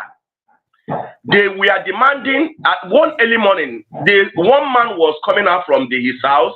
They took this man. Another person, young guy, is coming out. They took this man and told the man that they had the information that unknown gunman is living in a particular bush somewhere in Umuahia. These two guys, they took them to the bush. Searching the bush, they did not see any unknown gunmen. They shot those people dead, 2 of them dead, and burned them dead, and came back. It was the villagers that went to, if I have your profile, I will send the video. It was the villagers that went there and brought the corpses of those 2 guys out. One guy made the video and was shouting that these people, in fact, that the soldiers are their enemies now. No soldier should be seen in Biafra land. They started shouting. This is what they are talking in that video, you know. So my brother, that man, I don't want to say anything because I know there are some guidelines, but the truth is that I will always stand by the truth no matter what people say, and I'm fearing nothing. If I die today because I said the truth, I don't care. That is me. That is who I am. So that man, if not I'm on Ekpa, I've been even writing messages, we would have all been dead. Because what these people are wanting is that if I tell you when this thing started, how many people Ebuka who killed? Okay, as of where is called Boro Pit in Sowore. Boro Pit, make a research of Boro Pit in Sowore. That is where Ebuka normally take our youth and kill them and throw them inside that place. That particular Boro Pit, that place is full of corpses. Or Ugumbe, as if you're going to Rocha's place. There is a place called Ugumbe. These 2 places is full of corpses that is being killed. If you're coming late on this road and met a Bubago, you are gone. You are a youth, Nigeria, Igbo youth, they will kill you. There is no excuse you have. Unless maybe you have a huge amount of money in your phone and you do the transfer for them. You understand? Hello, sir. Yeah, me too. Hello? Yeah, me too. So that is exactly what is happening, sir. If I should continue to tell you, in fact, I have the whole time to continue to tell you a lot of things happening here. But as it stands now, we are very peaceful, no problem. And why the peace is that most of those unrepented Boko Haram that have been recruited into the military are no longer in our checkpoints. What we normally have in our checkpoints now are military in Biafra, that is military now in Southeast militaries. That military from our own side. Do you understand? They are no longer brutal to us. But before it was not so. So because of the massive killing on the checkpoints, so what happened was, I think the Musa went and retrieved all the Northerners out from the here and leave our own Biafra people there. So that is why you see everywhere now is calm. They are no longer attacking the checkpoint as it used to be. All right. And the killing of innocent people is not happening much. Yeah. Okay, you said you are speaking to us from Ondo, that although is very peaceful. Yes, as it stands now. This is contrary to what the speculations and a lot of people are parading. I am happy to hear that Ondo is peaceful. That is what do you know why they are parading? They are trying to bring what is happening. I think when military visited also, you understand? So what is normally happening there, they now generalize it round. You understand what is happening now? Yes. Yeah, because these are the places these guys are living. So when military went to go and kill them, they will be killed. And eventually they will not succeed. So when they will be coming back, they start shooting sporadically and kill innocent people on their way, going back. Those that survived. So that is what is happening. Okay. In form of revenge. In form of revenge. Good to hear. Yes. All right. I'm so happy to hear that the tension in Ondo is caused by not Biafra agitators as people are parading it to be, but by the military. All right, you can stay tuned there while we go back to WhatsApp to receive this call. It's okay, sir. Hello, sir. Thanks for joining. Thanks for joining us. Good evening, sir. Good evening. Thank you. Yes. Yes, you remember this is my second time of calling you. I've called you some time ago to thank you about what the work you're doing actually. Thank you so much.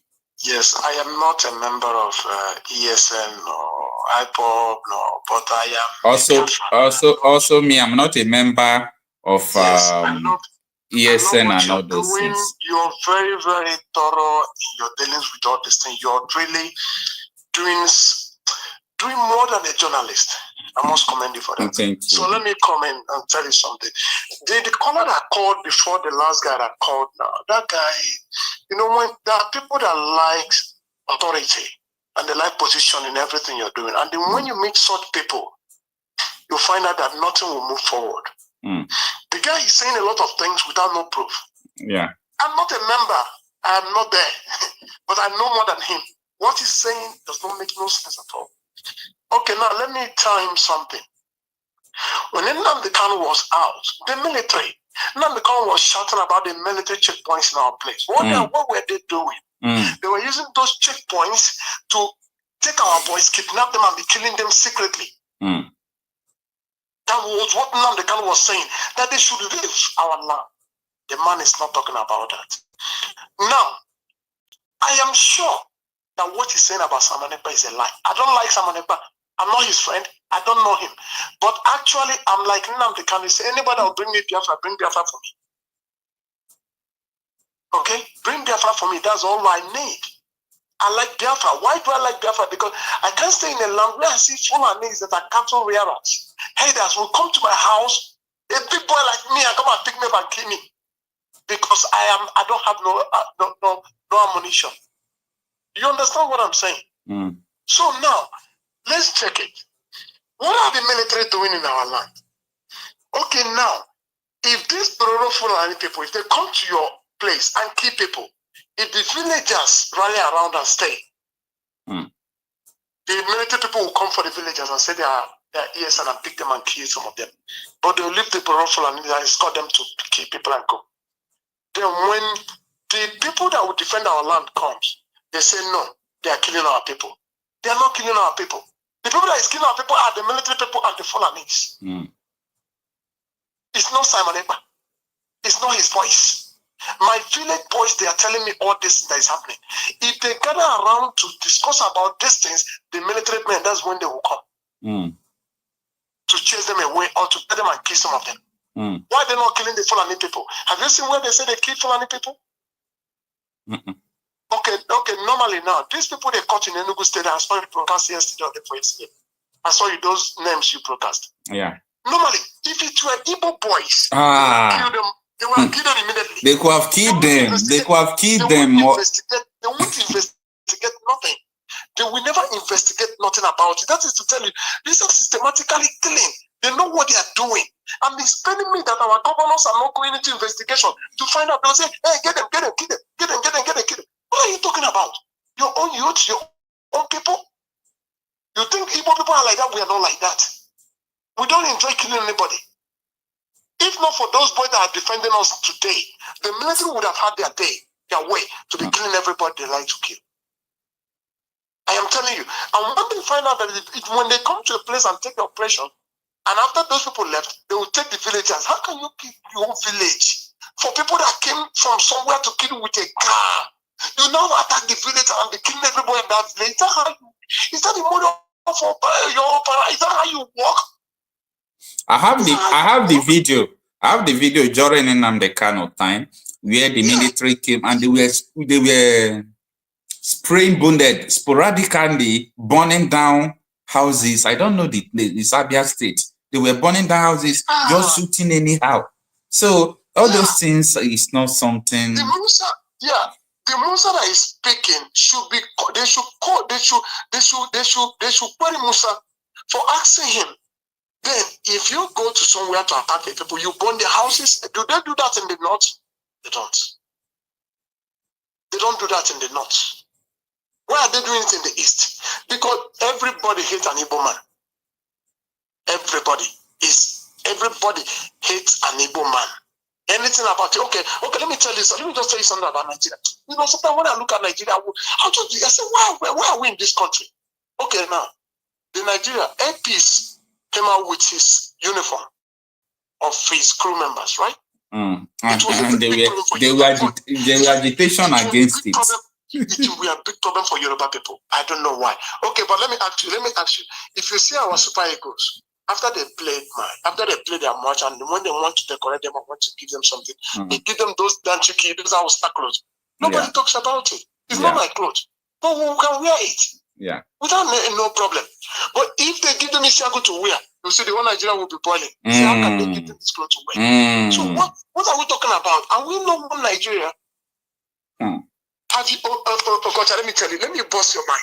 Have you seen any other person from Nigeria that have worn Isiago before? That's not an Igbo man. Nobody. But we wear Yoruba clothes.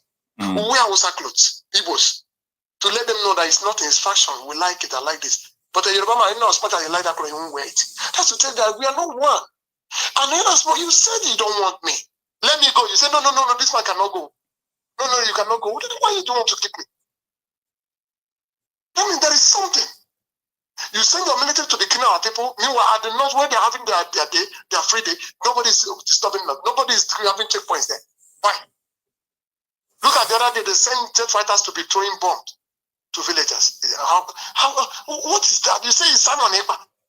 What is that man saying? Just because, okay, Nnamdi Kanu told them. I heard in the news like Nnamdi Kanu told them to let Simon Ekpa broadcast. When he was taken to jail, when he was kidnapped, he said let him broadcast. Then you're trying to give him condition on how he will broadcast. How can you do that? The authority of Nnamdi Kanu supersedes everybody's authority. He said let that man broadcast. But their problem is this: jealousy and envy. They were wondering, this man is a little man. We don't know him. He's not part of us. So how can he broadcast ahead of us? But your boss said so. So respect your boss. You are the one that is not respecting your boss. He was saying something. He said, Nnamdi Kanu, someone was now talking bad about the other group or something. No. They started it. That was even one time listening to Simon. Yeah, for me. They were now antagonizing Simon. I said, why are you people fighting this? For me, you know, I am not a member of all these agitation groups, so yes.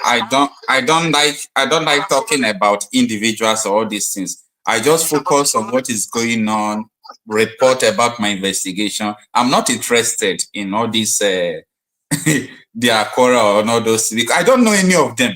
You understand? I don't know anybody. Nobody knows me. I'm not in talk with anybody. Nobody calls me. Nobody has my number. So I'm just alone.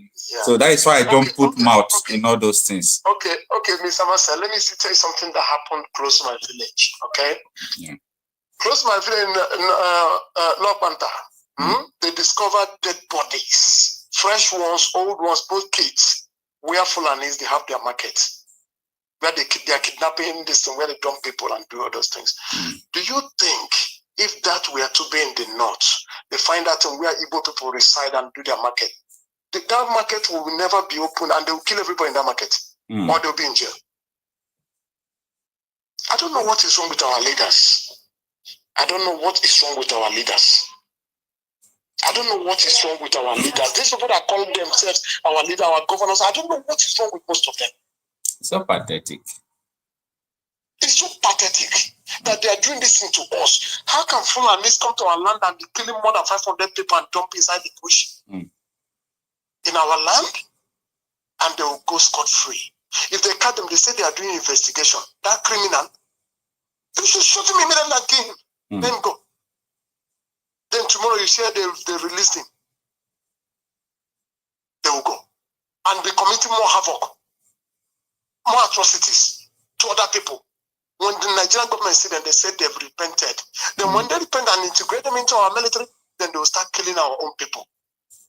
They start giving intel, giving information about how these people want to carry out the operation against them. Then they will kill those people. Is that a country we are running?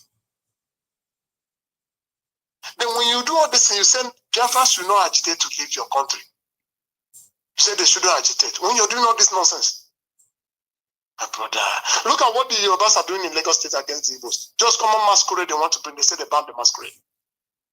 From masquerade, even abroad, America, they bring masquerade and play their masquerade and go back. That to tell you how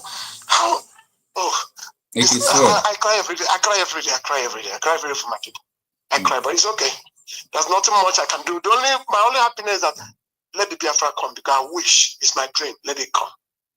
I would have preferred Nigeria before, but now let Biafra come. It's better for us. We just go.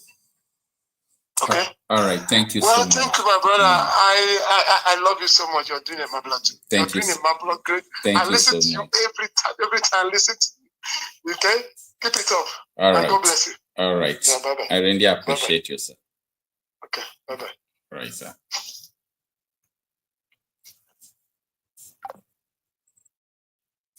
All right. We are already exhausting our time. Let's see if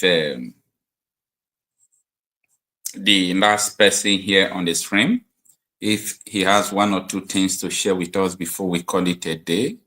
Victor 001, but he's muting.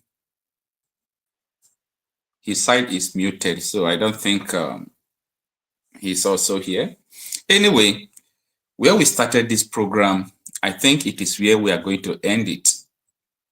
Are you here now? Can you hear me?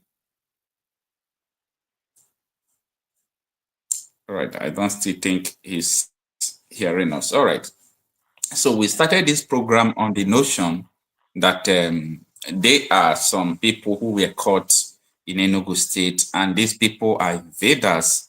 They are not Biafra agitators as they portray to us, that these people are agitators who are causing insecurity in the Southeast. So that is the issue there, and we are able to establish a fact that all these insecurity challenges they are talking about in the Southeast, that is not just about Biafra agitators. They are not responsible.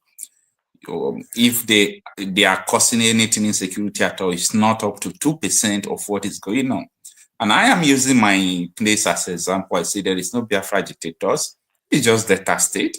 But the insecurity we are facing here, you know, it's more than what people are facing in the Southeast, and so on and so forth. So that is the situation. So we can call it a day. Then, hello. I wish I could hear from this brother before I will end this stream. Can you hear me? Hear you, sir. I can hear you, sir. All right. Can you hear me? So I think you have been here since, and we have not discussed with you. You have not shared your opinion with us. So just in a few minutes, like 2 minutes, leave us with something before we call it a day. It's okay, sir. So let me start by thanking you so much, because I've been following you. But you might not be aware, I used to watch your programs, and I now find out that you are an exceptional human being. So that is why when I notice your life now, I join you, because you are so wonderful. And even this program, I learned a lot of things from you. The way you handle issues, even when someone wants to take you out of track, you still insist on the track, even when propaganda is still going on without evidence. You still let the person to know, because there are some people who are good in destroying people's image without holding any evidence. So like you said, I want to strictly obey your rules. You don't want to discuss anything private here. It's only anything personal. Yes, anything personal. So what I'm saying is that thank God you just brought out some names of individuals, and none of them is an Igbo people. So you can see secretly this is what is happening in all the states. They are there, but you will not see them. You will not even know them. In the daytime, they will have their thing like Apakra people or shoemaker people parading. You will not know what their intention and their mission. So when they go and carry out evil, they come back. when the daytime comes again, you see them walking. And these people are going even places where indigenous don't even know. The thing is really exposing us. But I pray God, because I so much believe that God is the protector, no matter how military, the number of military you bring for security, or number of people you bring. It is only God that can give maximum and adequate protection. So, sir, may God continue to strengthen you and always be on the truth. As they normally say, truth never die. Continue. I hail you, sir. God bless you. All right. Thank you so much. I really appreciate you. Do well to join us on another day. Okay, thank you sir. so much. Shout out to everyone who is still online, who have joined us in the course of discussing this important topic. I want to greet each and every one of us who has joined Marcel, and I'm using this opportunity to urge others who don't even listen to you to go and follow you, that you are always there and join you. Thank you, all of you. May God bless all each and every one of us. Thank you. All right. Thank you so much. Thank you.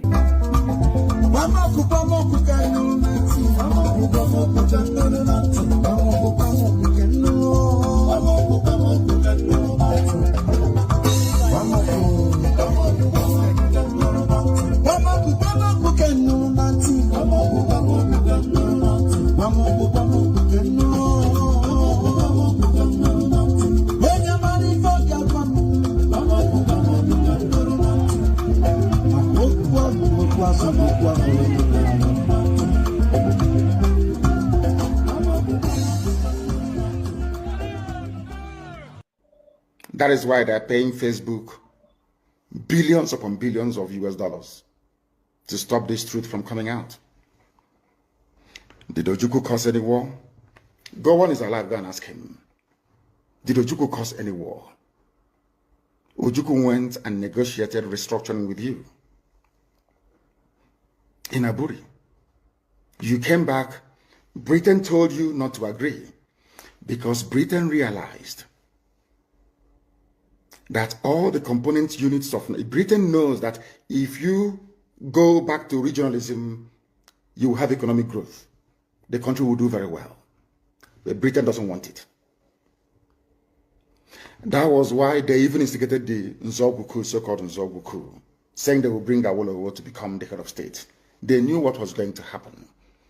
They wanted to truncate the economic miracle of Dr. Michael. But what I'm telling you are fast. Go and investigate for yourself. In the East, you had the fastest growing economy in the whole world, over 40% every year. In the West, Awolowo was performing his own miracle as well. Even in the North, Ahmadu Bello and Tafawa Balewa were doing very well. You had all those massive industries in the North. You even had Alamajiris that were employed in the North, meaningfully employed, gainfully employed. They were all doing very well. Britain said, no, for us to control these people, we need to impoverish them. Let us introduce this war. There was a coup by Nzogbu. And after that, there was the massacre of, as usual, massacre of our people in the North. Ojukwu said, I have to secure my land and my people. They said, no, let's go to Aburi to discuss it. Ojukwu went to Aburi and agreed restructuring. That's something now you're asking for, to tell you how foolish Nigerians are. They're very foolish. That same nonsense you're asking for now was discussed many years ago.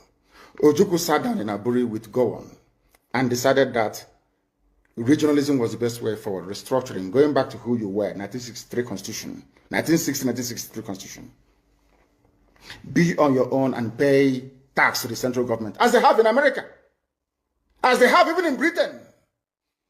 Britain, you have Scotland that is almost independent, Wales, the same thing, everybody is free, but Britain doesn't want the same thing they're enjoying to happen in Nigeria. Why? Ask yourself that question. Anybody telling you about one Nigeria is your enemy. I'll prove it to you now. Ojukwu negotiated devolution, regionalism. The North will be on their own, the West on their own, even Middle Belt on their, Midwest on their own, and then the East on their own. It's the same one Nigeria. On their way to the airport, before they boarded the aircraft, a call came from Lagos, from the British High Commissioner in Lagos to Gowon, telling Gowon not to agree, after having signed the agreement. That same Gowon you're looking at today, God kept me alive so that he can witness the destruction he will bring upon that very zoo called Nigeria. Gowon said no. Do you know all the journalists in Nigeria, none of them have ever gone to Gowon to ask him, why did he say no to Aburi? Aburi was restructuring. None of those agitating for restructuring right now has ever gone to Gowon or gone to Nigeria to say, but Ojukwu negotiated restructuring. What happened? They came back and they said no. Ojukwu said, okay, so you want to continue to kill my people all over the place? No. Because of that, I'll declare Biafra. Today, they have brainwashed all of you with the perverse notion and thinking that somehow Ojukwu is responsible for causing a war, when opposite is the case. If not now, that after many years of hammering on this very topic, it has now sunk into the skull of the people that Gowon was the aggressor, not Ojukwu. That's how Nigeria is, always blaming the victim. And we lost over 5 million people during that very genocidal war. They killed over 5 million Biafrans. They wanted to wipe us away from the face of this very earth. But we survived it, and we are here today. Those they gave birth to, they have come. And this time with a wrath that you cannot even begin to imagine. And Biafra must come. It must come.